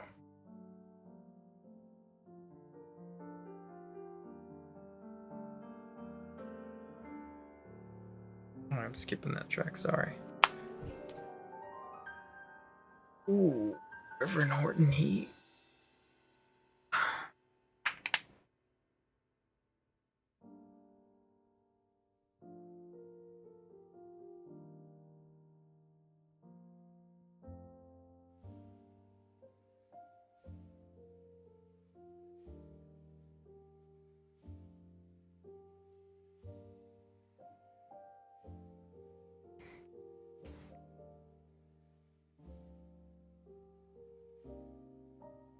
Like so much of this is just adding a few lines, finding what's you know, concave and convex.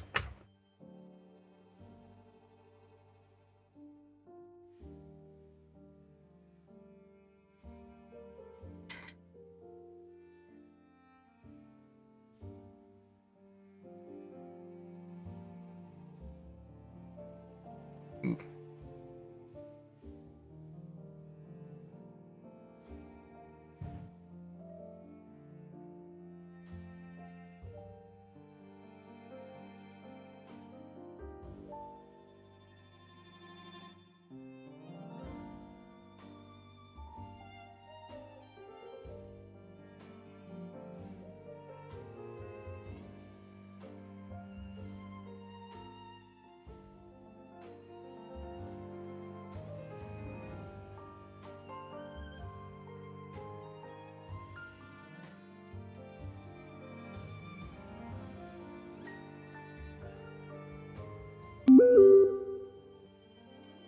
Hey, thanks for the follow. I appreciate it, Riley.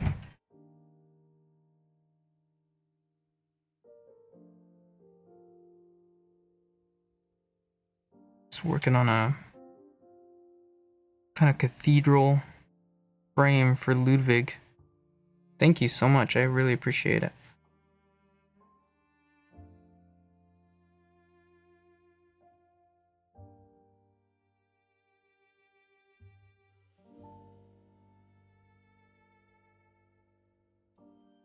This one's taken me a good amount of time.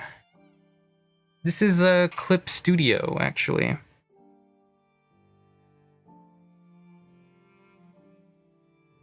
It's pretty popular for making comics. I do make a comic sometimes on here as well.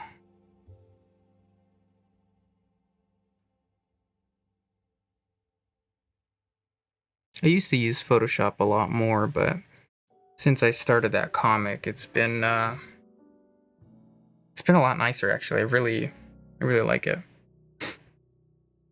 Yeah, I mean, that's kind of why I liked it, because I feel like it's really easy to just do like pen and ink kind of stuff. I normally would do like graphite and stuff, and it was pretty helpful.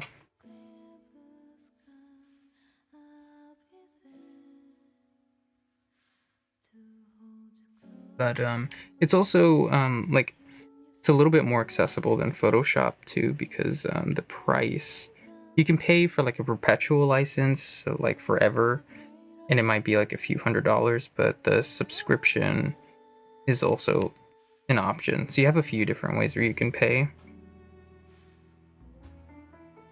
And then, honestly, truth be told, you don't even need some of the newer versions either. There haven't been that many crazy improvements between the versions. I'm on like last year's version. I didn't upgrade.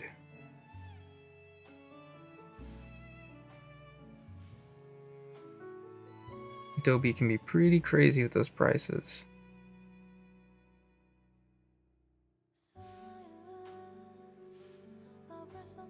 I feel like if you don't have one of those discounts, I mean, even with the discount, it's pretty pricey, but if you don't have one of those that you're eligible for, then pretty much you need to like get a job that pays for it. Otherwise, it's pretty tough.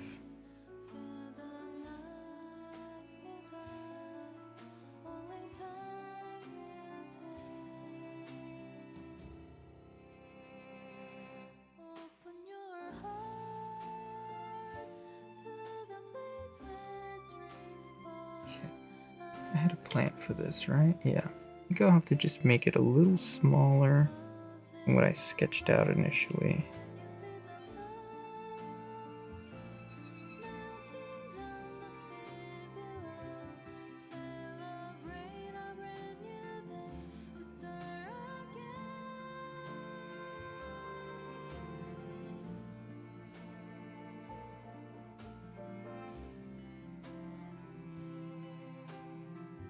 I think the only real downside about Clip Studio that I've run into is if you go really high resolution and your brushes are really big, like you scale them up like really big like this,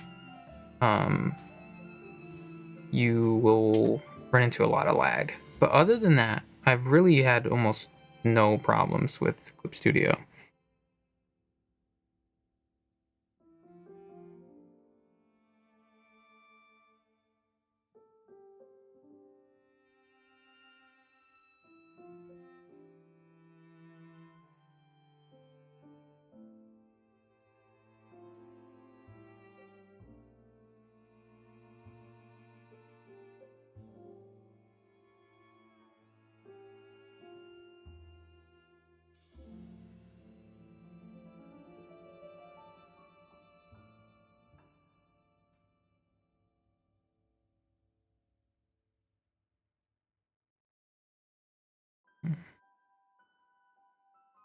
Yeah, actually, I've got it over here. Actually, I can bring the camera a little closer here. This was the original sketch. I didn't do the frame in paper. I did the frame as a sketch digitally. But yeah, I started out just doing that in a sketchbook, and I really liked it, so I decided to go for it. Just scanned it in on my old printer.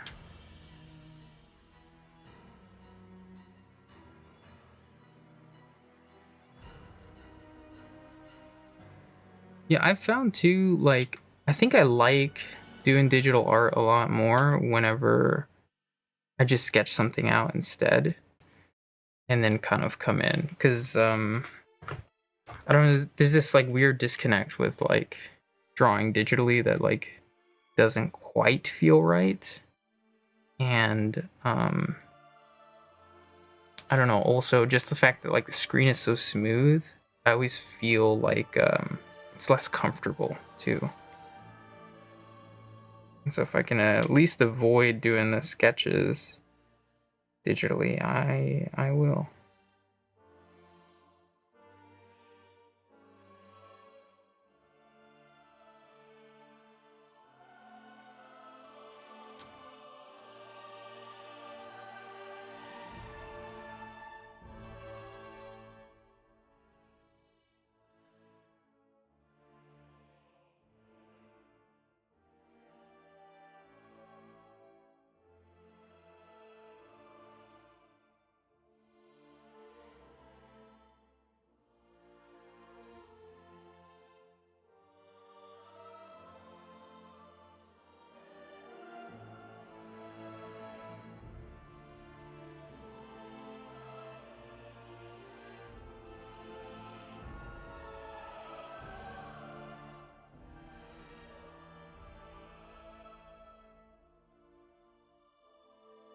like I have to kind of ignore my previous sketch. Like this line's not even totally right. Gotta go over here.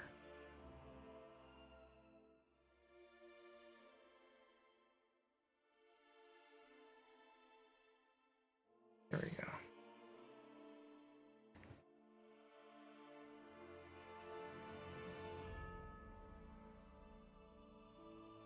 Can't rely too much on this sketch below. It's a little sloppy.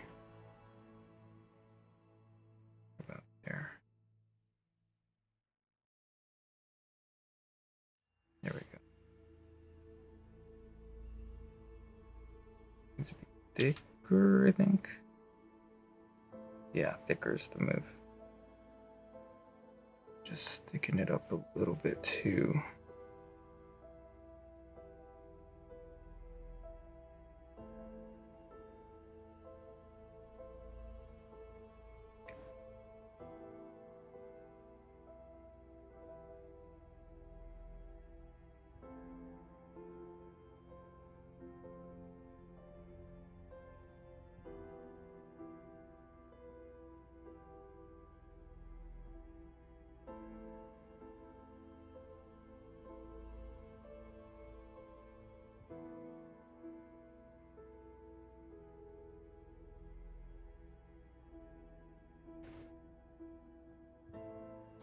Guess I do have one other complaint about Clip Studio, and it's not that I use it that often,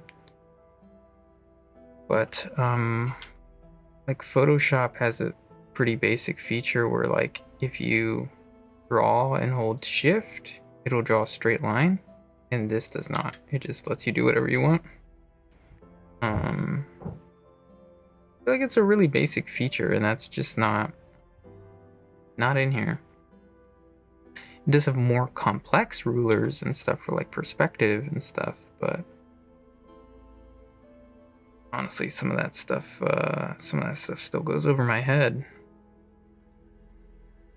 I think I'll just try to set up a basic 3-point perspective, and I'm like, this is not working the way I want it to. This is so weird. I could just be really bad at the software, but I feel like in general I have a good understanding of stuff like that, but I don't know. This one's got me confused. Still nice though. No, I have a drawing pad. I mean, it's kind of a nightmare nowadays to draw with a mouse, especially with like you could do it for a little bit, and I've seen some like really good artists. Like I went to school with a guy who did it with a mouse for the longest time, and he was really good. But it hurts your hand over time. Like you can cause yourself some pretty permanent damage if you do it for too long. So I would even invest in just one of the small cheap ones, because you can do a lot with the cheap ones where you're not drawing directly on the screen. Yeah, the small Wacom's, I mean, they're great, and they will carry you for a long time. And like honestly, the only reason that I have a nice, like I have a Cintiq, and I use it as like my second monitor. But the only reason I have it is because of the COVID money that came in from like the stimulus checks. I got one that was like refurbished, so it's not even a new one, and it served me well. But before that, I had a really small little Wacom. I mean, it's still somewhere laying around. But those are great. Yeah, exactly. I mean, just whatever can get the job done is totally worth it. I'm gonna thicken this line here.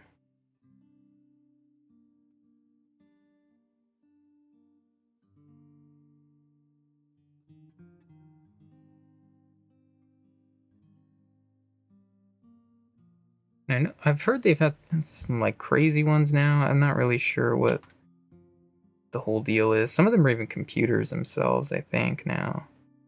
I don't know if I would like that.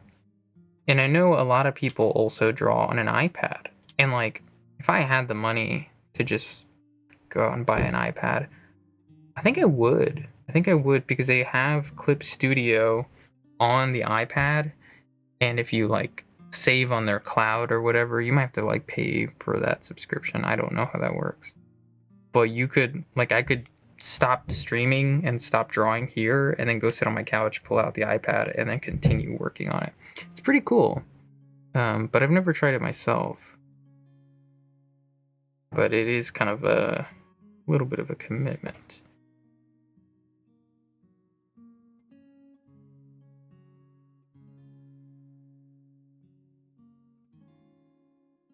Okay.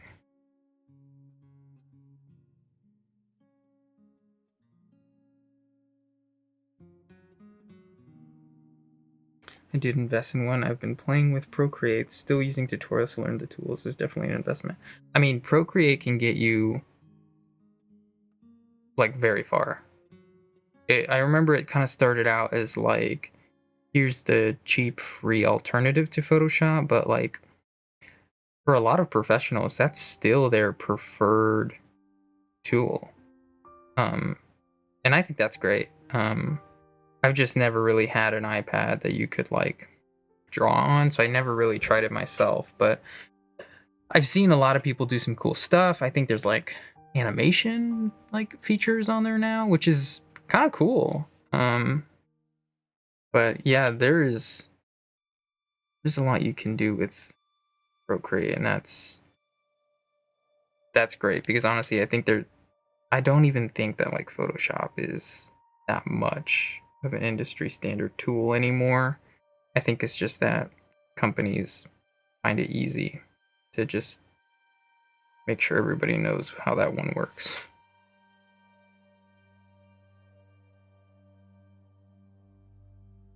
This one.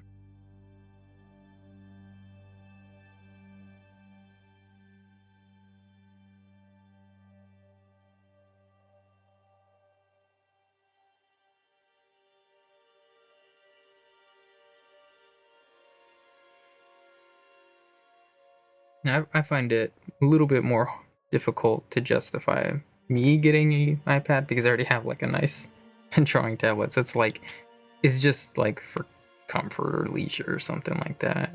I don't actually need it. It's extremely just in the want category.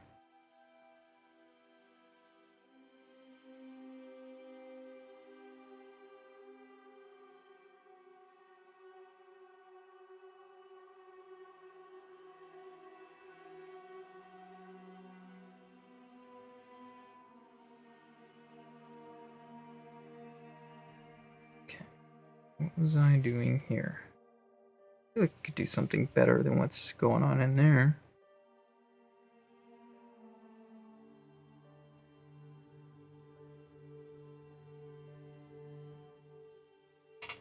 Honestly, I think the Cintiq is probably a better tool if you come from traditional. The iPad can feel a bit weird texturally. Yeah, honestly, I've heard the same thing. I don't even feel like the texture of the Cintiq is that much of an upgrade. I really don't, because because I'm so used to paper and pencil, I'm used to that like dragging feeling that you get when you draw, and I don't get that digitally, and it like there's some weird thing in my brain that does not like that at all.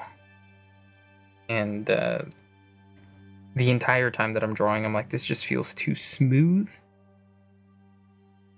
And it might be worse on the iPad. I don't really know for sure, but like, I don't even feel like this is very good on the Cintiq. I've heard that they're like those screen covers, and I thought about getting one, but at the time that I got this, I saw a lot of bad reviews, and it was mostly not like that the screen cover was bad, but that it like wore down the nib of the pen really quickly. But I don't know if that's actually true. That was just enough for me to go like, let's just try it as it is for now. And then I think I forgot to look into it any farther. I just sat here complaining in my head and never really thought about a solution.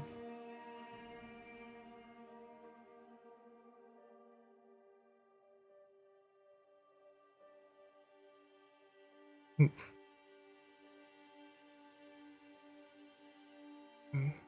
Forcing this line. I don't need to force this line. There we go.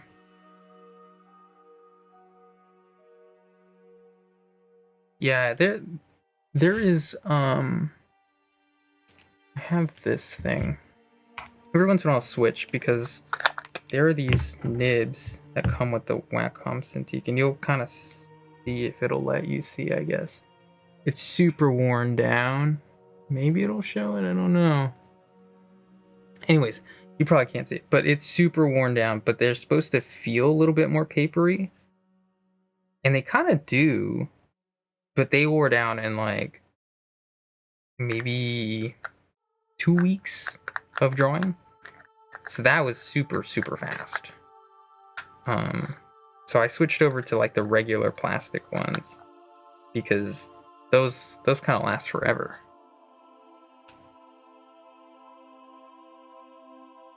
And because they're like softer too, you'd kind of start to notice as you would draw on those like paper ones that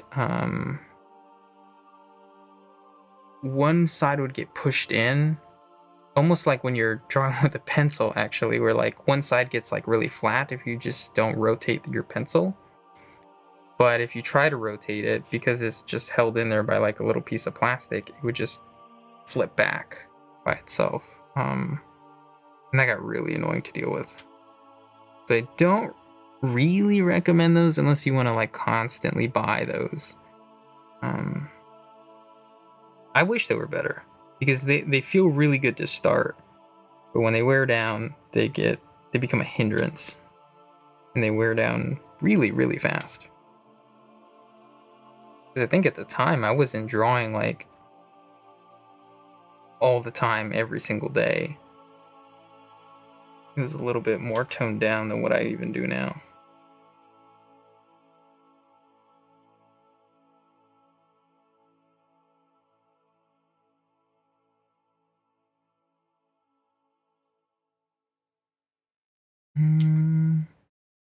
This just doesn't seem like it makes sense. It needs to go down here a little bit. I have to use a lasso tool for that. And here.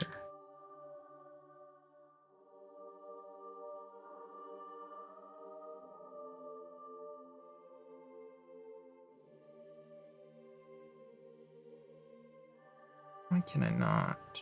I should just start there. Yeah, start there.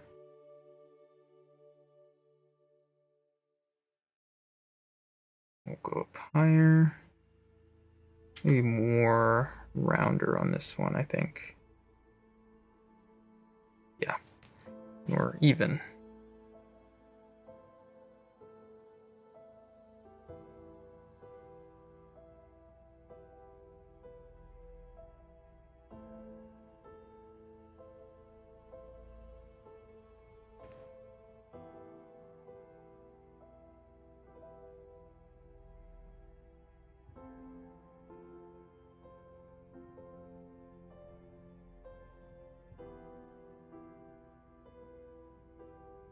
All right.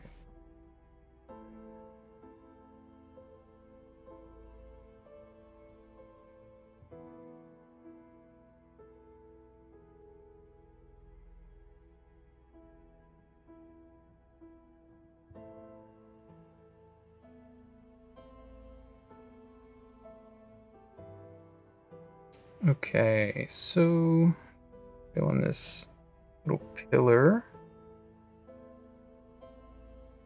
Then we can get to adding a little bit of texture.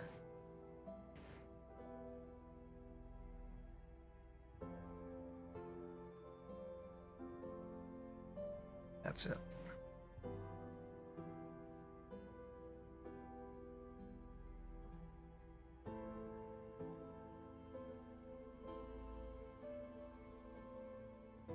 And when I think about it too, you know, I feel like you have a little less digital art haters than there have been in the last like couple decades. But one of the things that you would hear is like, oh, there's the undo button. And I feel like it's a bad habit to always like be clicking that undo button. But most of the time that I'm like hitting undo, I'm like, oh, that line, I feel like I was feeling solid for a little bit, and then like the smoothness kind of like lets me kind of wobble around a little bit more than I would expect to. And I'm like, yeah, I guess like there's never really a time when I do traditional art where I'm like, oh, I wish I had an undo button for that line. Like most of the time I can just make the line or deal with it. And in digital, I'm like, oof, I'm messing up so much more often than I would otherwise.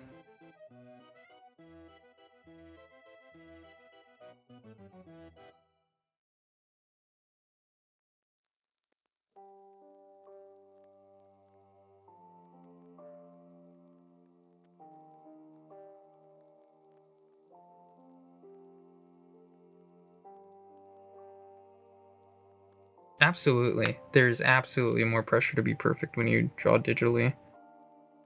Um, that's pretty tough. That is pretty tough. The I feel like flaws are so much more embraced traditionally. They're like welcome, you know? And digitally it's like no, not at all.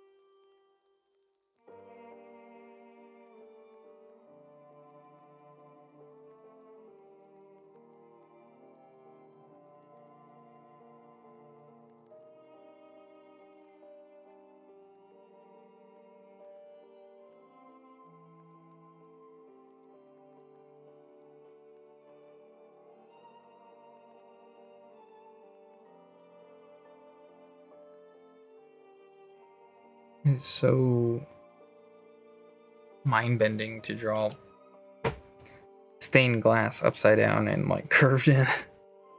such a such a weird trip.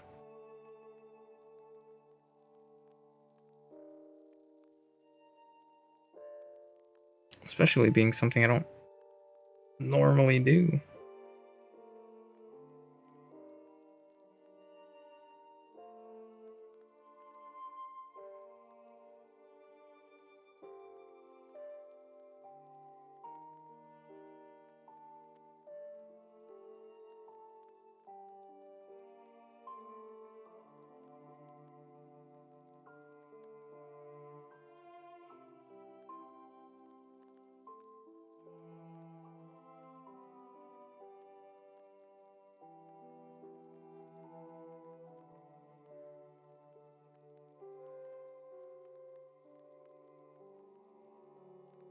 Okay. Maybe we do erase there and there, here and here.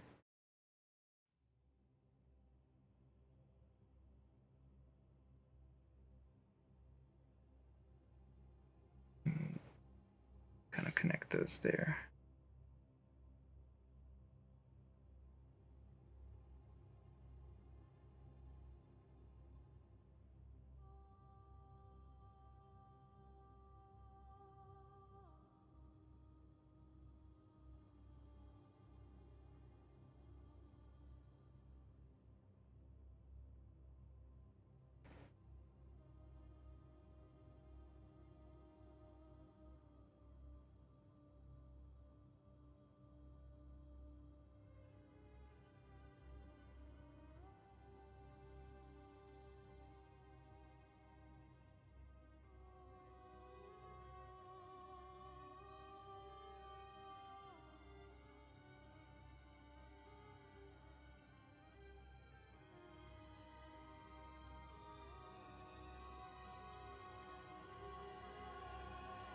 Okay, maybe I want to thicken up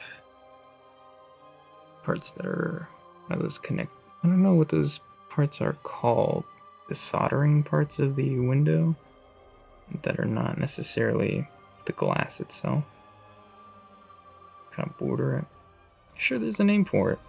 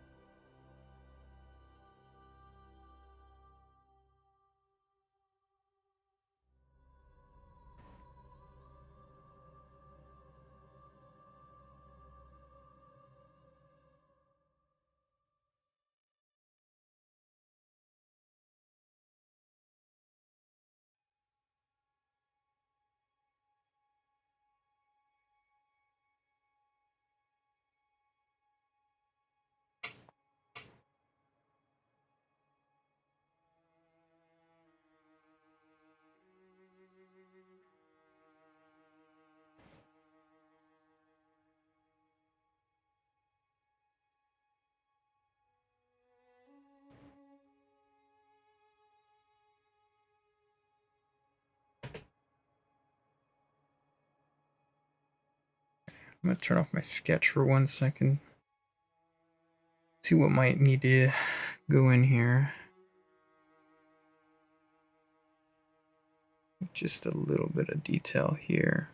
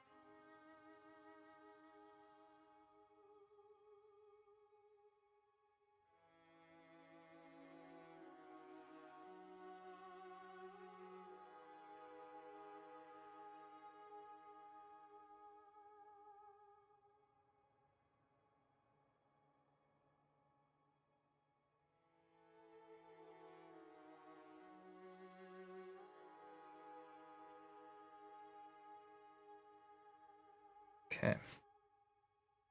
It's that little part there. You can turn this back on. I had brick in there. That's what I had. I think we do this little antenna thing first. Should be really, really simple. I think I actually just kind of stick with what I did in the sketch because I don't want it. Just want the illusion of detail.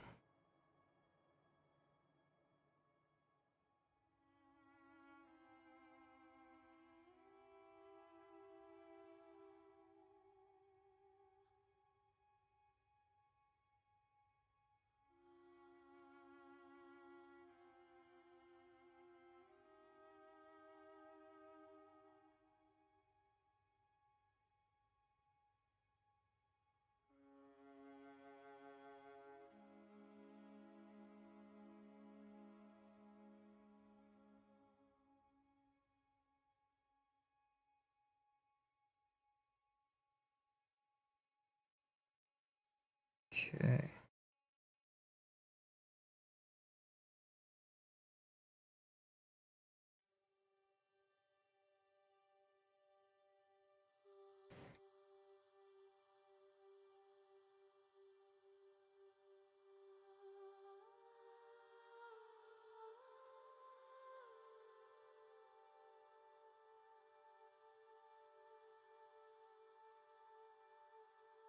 I think that gives me enough space to also make the changes to the hair there so I can fit more, make it feel a little bit more balanced. But I gotta at least finish this, at least the top half, before I get distracted with something else.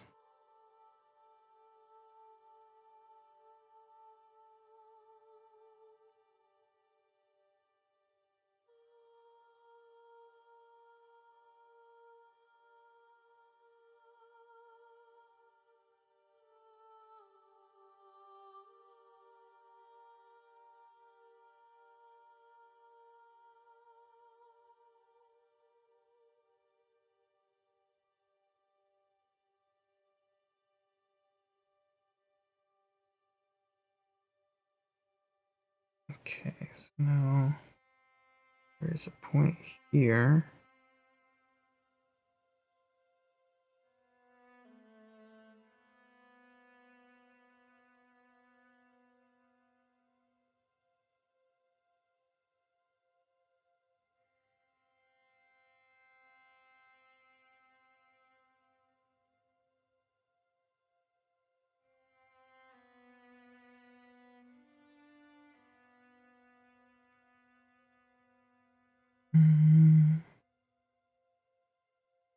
I think it's better if this finishes there. Maybe we try to balance it so it's like perfectly. Yeah, I think that's a good idea. So it's like kind of matching what's going on over here. It has a tiny bit more space, but I'm not really worried about that.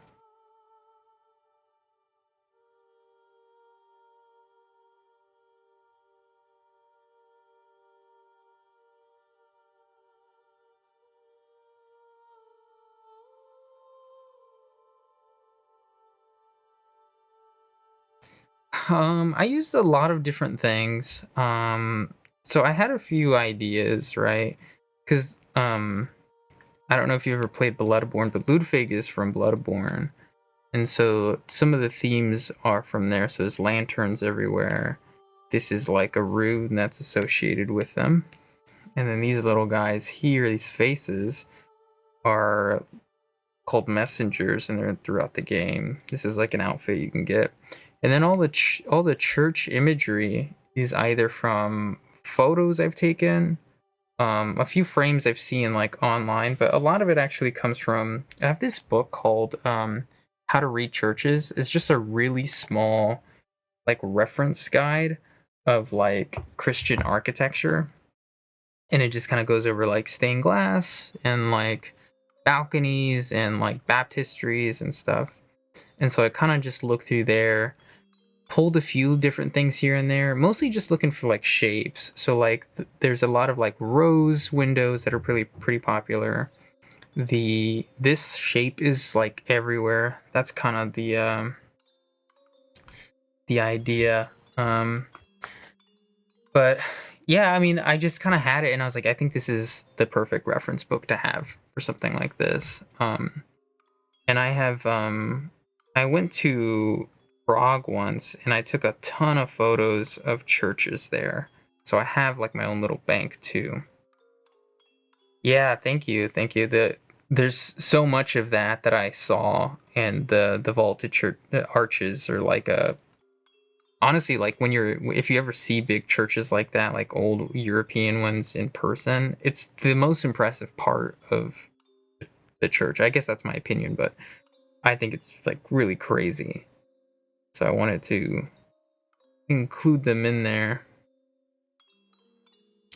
Yeah, it's beautiful. And some of the things that I learned too, because like I went on a little bit of like an architecture tour, and when you think of like the most gothic churches, a lot of people think of Prague, because they're huge and they have one in the castle.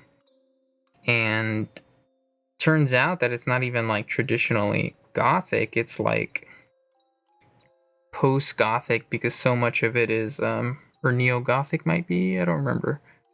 But so much of it is left incomplete for a while, and then they finish it afterwards trying to mimic the style. Yeah, I highly recommend Prague because it's incredibly beautiful. It's really accommodating. I try to learn a little bit of Czech to be prepared, and honestly, you can get by not knowing anything. I think they just appreciate that you like know how to say please and thank you. And on top of it all, when it comes to like a travel destination, it's not very expensive at all. Like Prague would be a wonderful place to live, in my opinion. I think it's beautiful.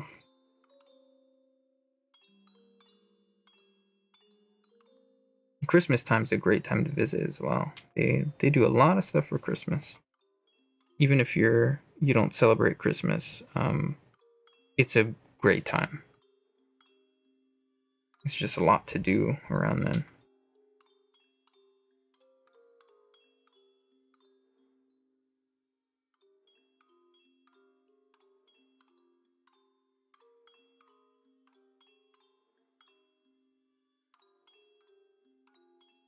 Should balance that a little bit more. Let's cut that.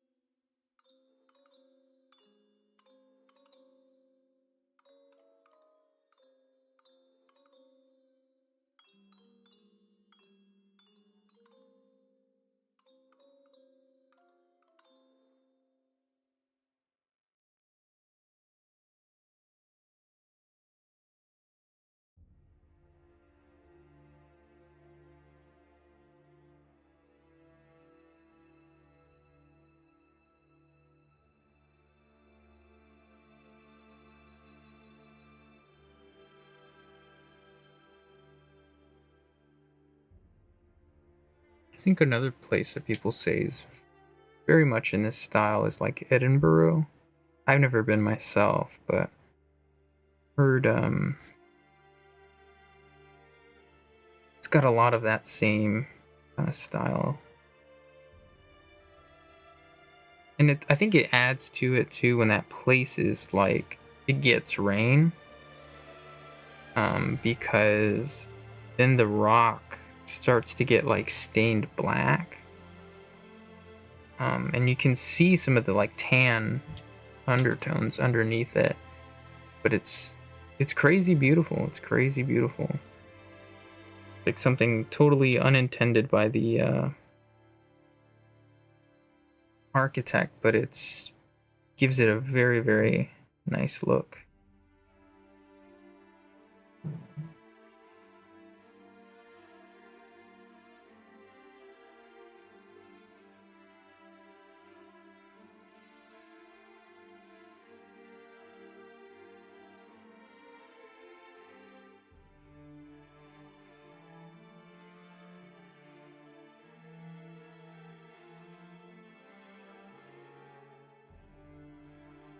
And then you have places like Sagrada Familia on the total opposite end. Still really beautiful, but okay, I might have pushed this one too far. Which I would love to see as well. I don't have a huge desire to go to Spain, but that would be it for me.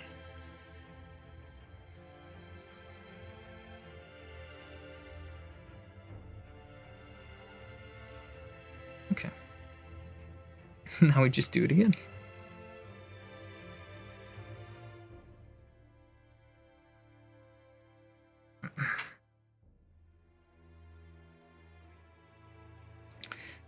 Yeah. Yeah, I mean this if only we could just always travel wherever. Wouldn't that be the life? I feel like I'm always a little bit of a drag for a lot of people that like travel with me because I'm like I love looking at the architecture and stuff. And not everybody's into that. People want to like do stuff, not just like see things. And like I get it. You never been out of the States. I mean, that was me like until just a few years ago. Takes some saving and some smart like planning, but I feel like once I did it one time, I realized that it's a lot easier than I thought, and it wasn't as expensive as I thought. So it does heavily depend on the place. Like if you go to Japan, which is like maybe the biggest tourist destination right now, you're probably spending a good amount of money on that. I have a hard time imagining that you can have a super cheap Japan visit. But like Prague, I was so happy that it was very cheap, really good food, and you'd be having a hard time like finding a place that's going to be very expensive. I guess you wouldn't have a hard time, but like they're not plentiful. You mostly see little like cheap spots that are what is it called? I don't know, just like very accommodating and very fair price. Yeah, I mean, the cliffs too would be really beautiful in Scotland and Ireland, not just the castles. I mean, it's just like it's maybe one of the most beautiful parts of that part of the world. It's got so much there. I mean, doing like a hike there would be very cool.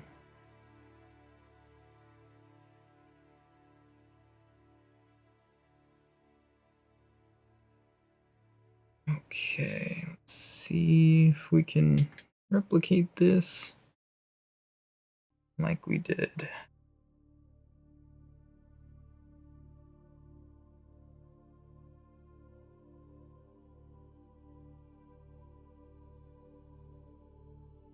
I think another one totally different like reason, well, same reason, but like for totally different.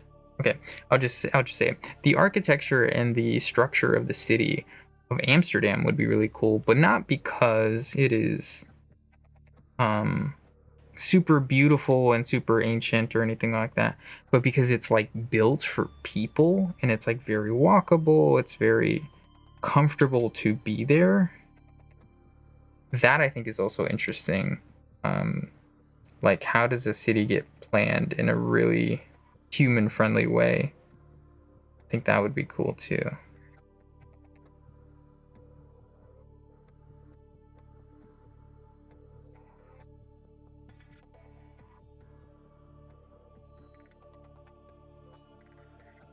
Might be too thick here.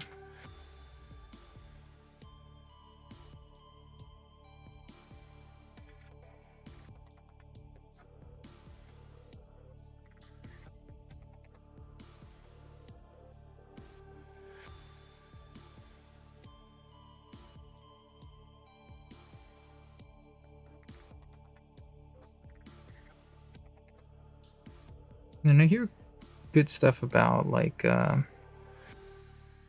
Belgium, Germany, Austria, but I honestly, that's where my knowledge caps out. I don't really know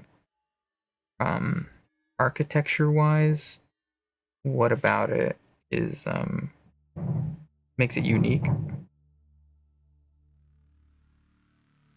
I'm sure there is plenty. I mean, I know like the look of like a German house, because you'll see them sometimes in the States even, and you kind of look at it and you go, that looks very German.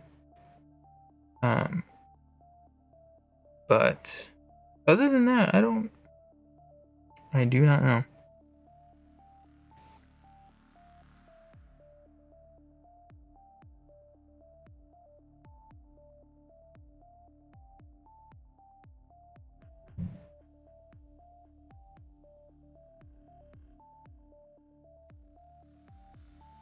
Okay.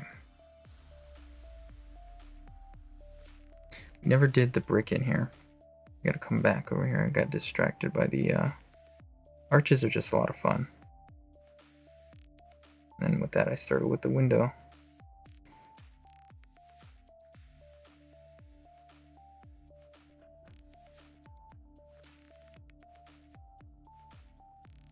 follow the sketch too hard.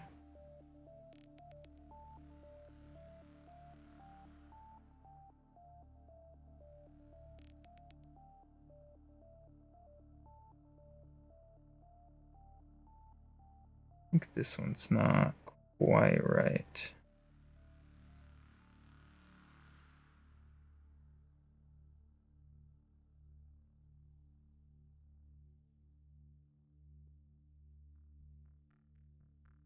That maybe.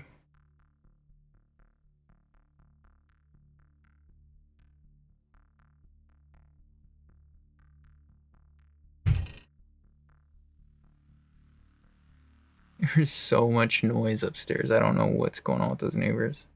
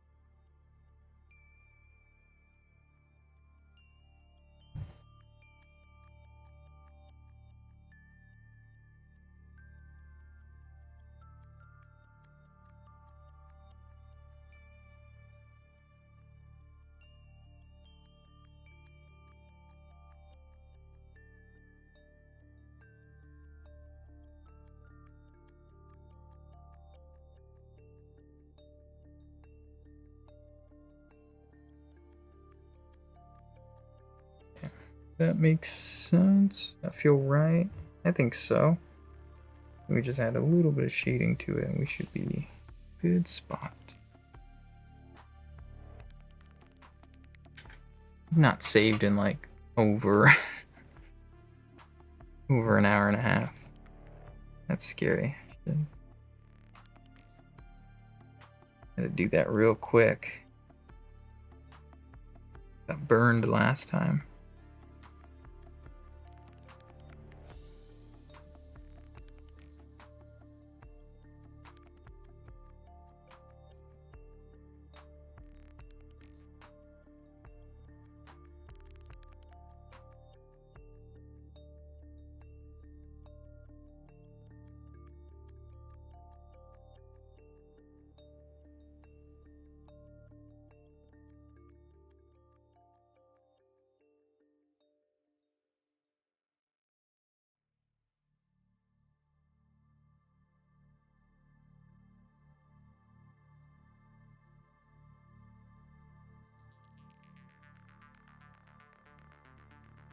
I guess I'm also thinking about references. I guess I forgot to mention I referenced some of the buildings too in Bloodborne.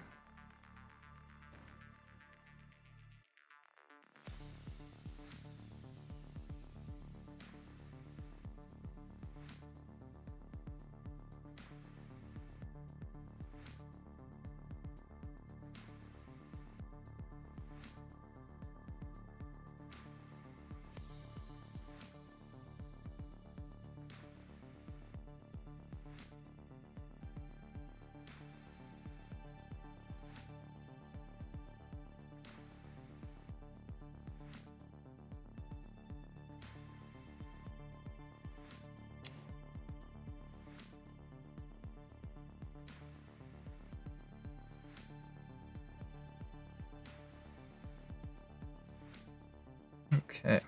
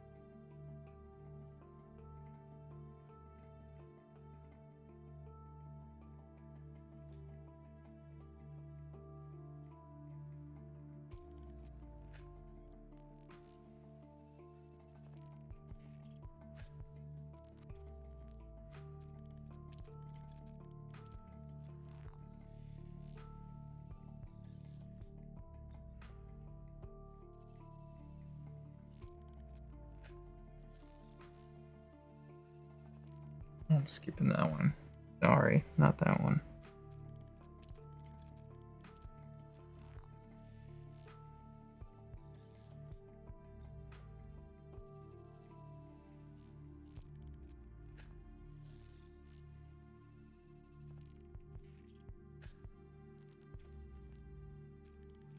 Let me turn this sketch off, it's distracting.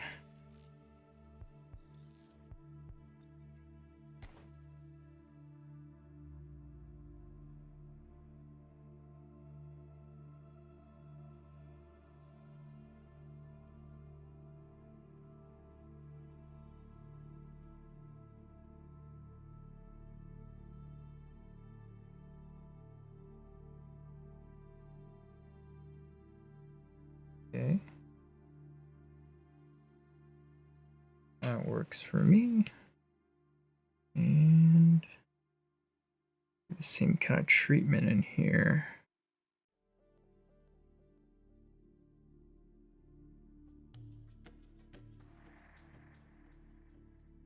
Yeah, I definitely feel like if I go at this pace for the whole frame, I'm definitely going to hit the 20-hour mark. I think, how long have I been live for? Almost 3 hours, so I should be nearing the 15-hour mark.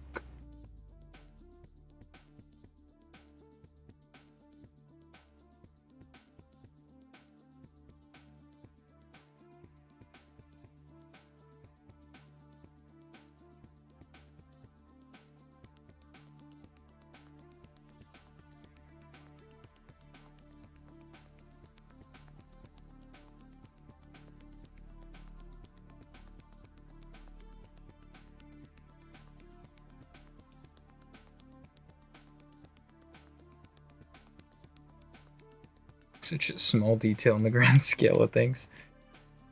It's okay. I think I just do this now here since I'm in the same mindset for it.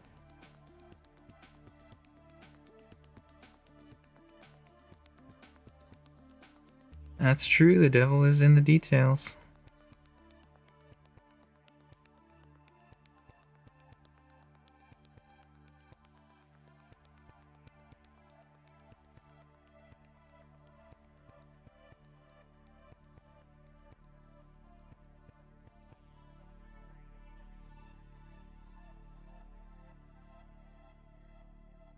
I feel like I've always been a sucker for a lot of details too. My hand hates me for it, but I do really like just hatching forever.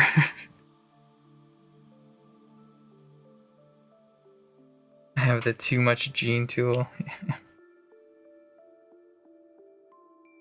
Yeah, I definitely had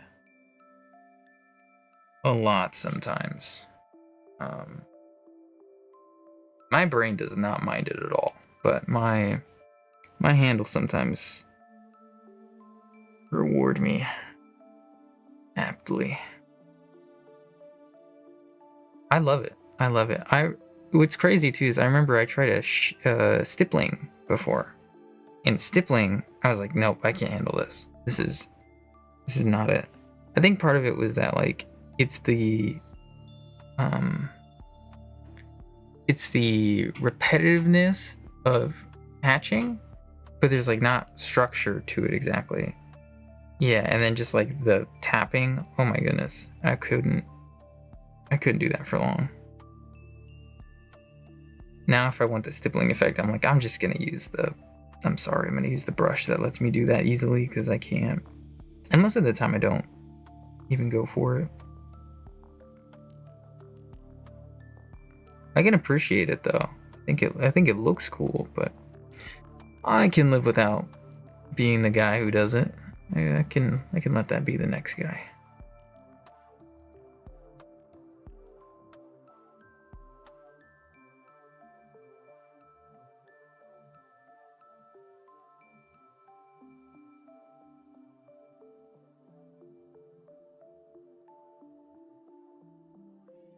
It is great if you can power through, but it isn't my cup of tea. Yeah, that's exactly how I feel.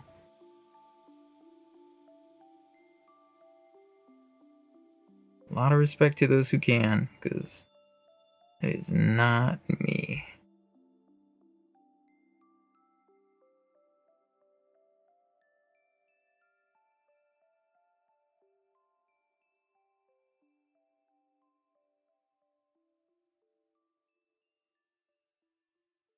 I can't remember what museum it was.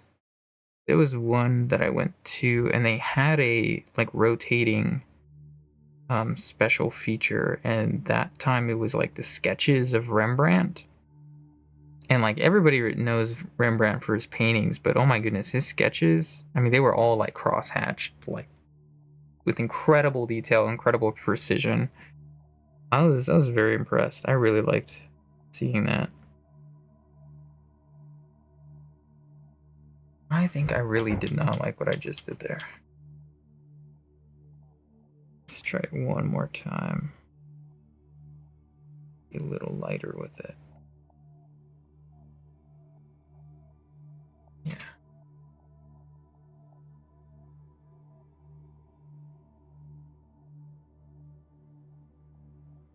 Like Da Vinci sketches for the same reason. Yeah, I mean, I've known about his, but I feel like Rembrandt, when you get like in person in front of those sketches, it's kind of crazy how much he put in. But I guess now I think about it, I'm like, I would think it was crazy back then, because I was like, man, he must have put in like 24 hours into like just this tiny like 4x6. But then I'm like, well, what am I doing here? I guess I don't know. But beautiful sketches, and I only ever heard or seen them in person just because they were at this museum I happened to go to. Can't even remember which one it was. Yeah, Escher, everybody that like does some kind of black and white pen and ink is had an Escher phase. I feel like, you know, Escher is even well known amongst, you know, people who wouldn't even call themselves artists, because just absolutely incredible work that he can do is it's mind-boggling. But I mean, he's a great example to bring up, because he's really, I mean, like, definition of thinking outside of the box for sure.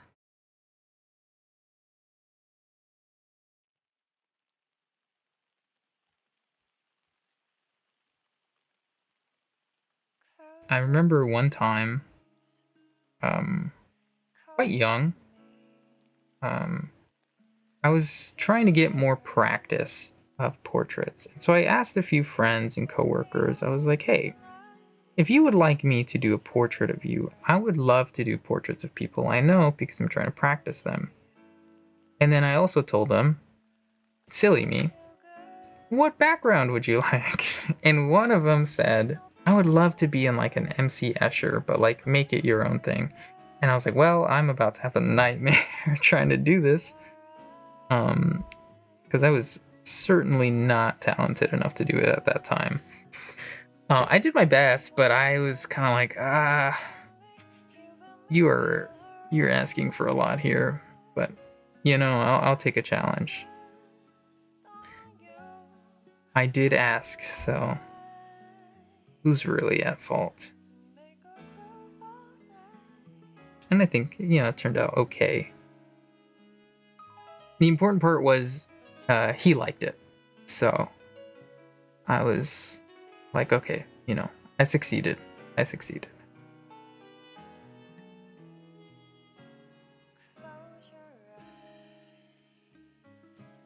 Okay, I'm going back to the old stuff that's supposed to be done. Need to move on. All right, we're gonna go like, well, let's picking up the brush. Is this really where I wanted to end? Maybe a little bit higher, just a little bit. And that should also end higher, right? Yeah. Somewhere around there, yeah. Let's go back and we can... That's it. That's the line.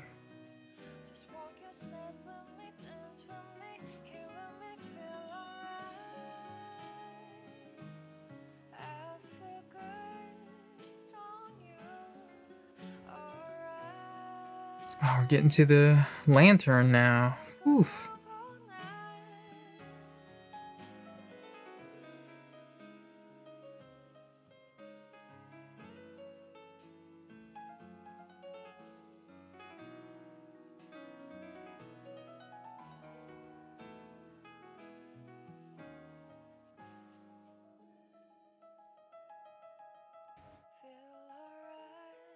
I think I tried to include this here, and I didn't even really think about what it actually would look like. Because it's backwards. It would go like this. But I don't really have the same amount of room here. Yeah, it's small, so maybe we just don't even go for it. I don't see a reason to force it. I like this little border thing that I have, so maybe I just try to keep that up. And maybe we start with the correct direction of a line. That'd be a good idea.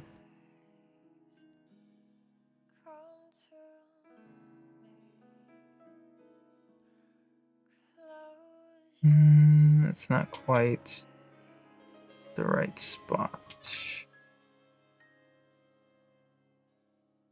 Maybe end a little farther in. No, that's okay. I can work with it. And you know, maybe we can just do it in a different direction.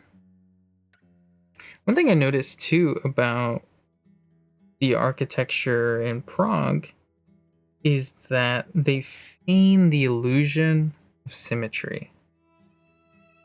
So like you'll have an arch like this and you'll see like two things on each side that look the same. Oh, hey, how's it going? Good to see you. They feign the illusion of symmetry because they will have two things that look similar, but they're just slightly off. One of the big cathedrals in Prague has like two big towers, but if you really look at it, you realize one tower is actually just one window wider than the other. And I think they have like nicknames. Like one of them is like Little Sister, and the other one's like Big Brother. I don't know if that's 100% what they are, but pretty interesting that they'll do that. And a lot of it isn't like intentional. It's just like, we messed up, and this is how we fixed it. Or like, oh, they wanted one more room, so this is what we did. But there's little details like that where you're, at a glance, you're like, oh, it's symmetrical. And then if you really look, you're like, oh, it's not symmetrical at all.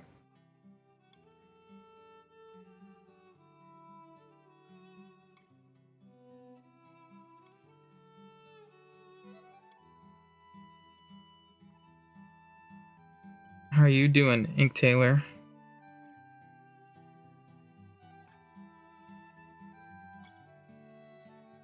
Hope you're having a good day so far. It's your birthday soon. I think I already said happy almost birthday, but happy almost birthday.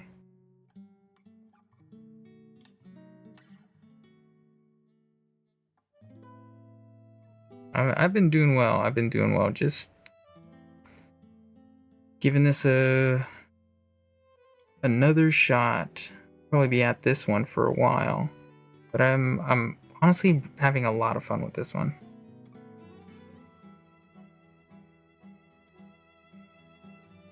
I feel like it's rare when you have a drawing or a painting and you're excited to get into it every single time, and that has been this one for me. I feel like sometimes you're like, oh, I'm not feeling it today, but this one I'm so excited to work on every time. That's been good. Thank you.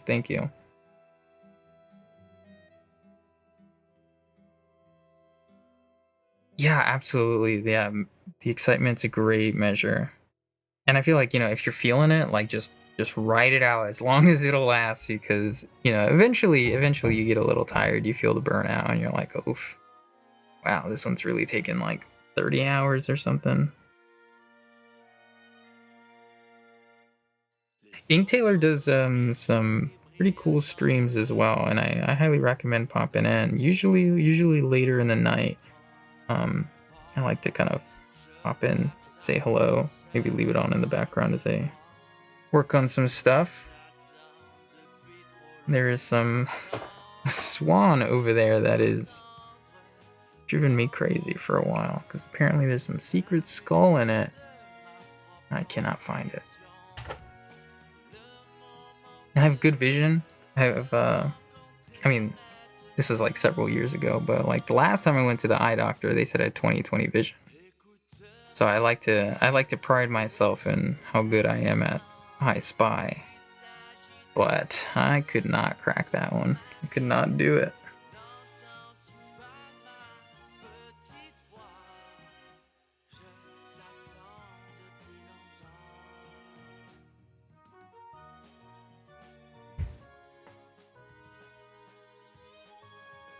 Oh yeah, I mean,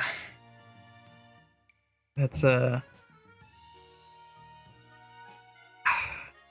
I'm just, every time I think about it, I'm like, you should just go look and find it. You'll find it next time. And every time I do that, I'm like, you didn't find it. You did not find the skull in this one. At this point, I'm like, it's got to be on like the back of the canvas or something. What is going on? I'm justifying to myself, going like, surely I'm not blind.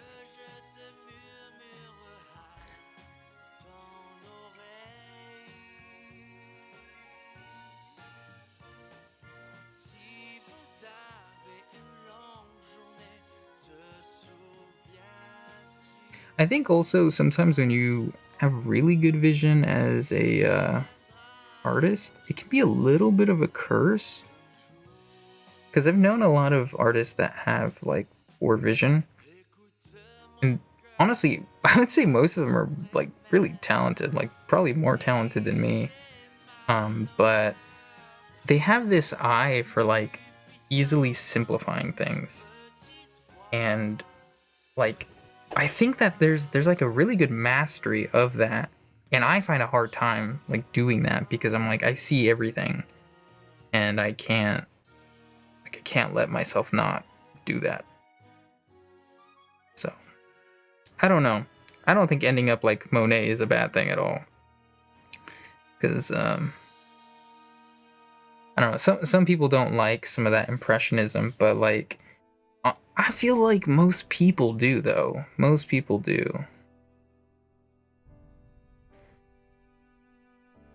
Yeah, I feel like, impressionism is um it's also like one of the it's like near abstract styles of paintings that the majority of people can agree on and be like, this is good. It's very accessible. It's like breaking and bending certain rules, but not so much that like people go like, oh, I could do this, because you couldn't.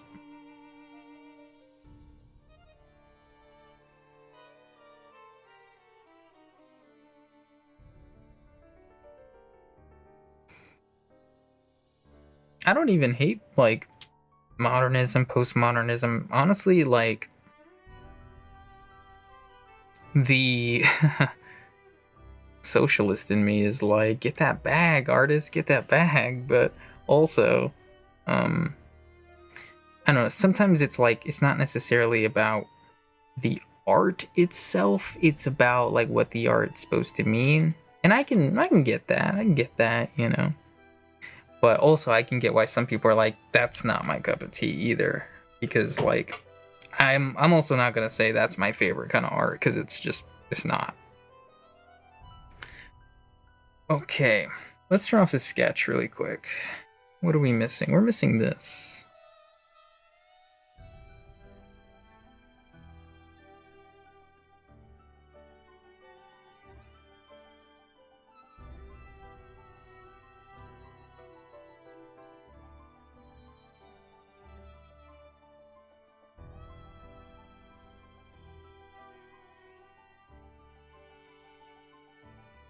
Yeah, thanks for popping in. Yeah, I'll probably just keep working on this for not too much longer, and then planning on streaming next little bit more into later this week. Keep working on this because it's gonna take me some time, but appreciate you hopping in and saying hello. Thank you for the follow.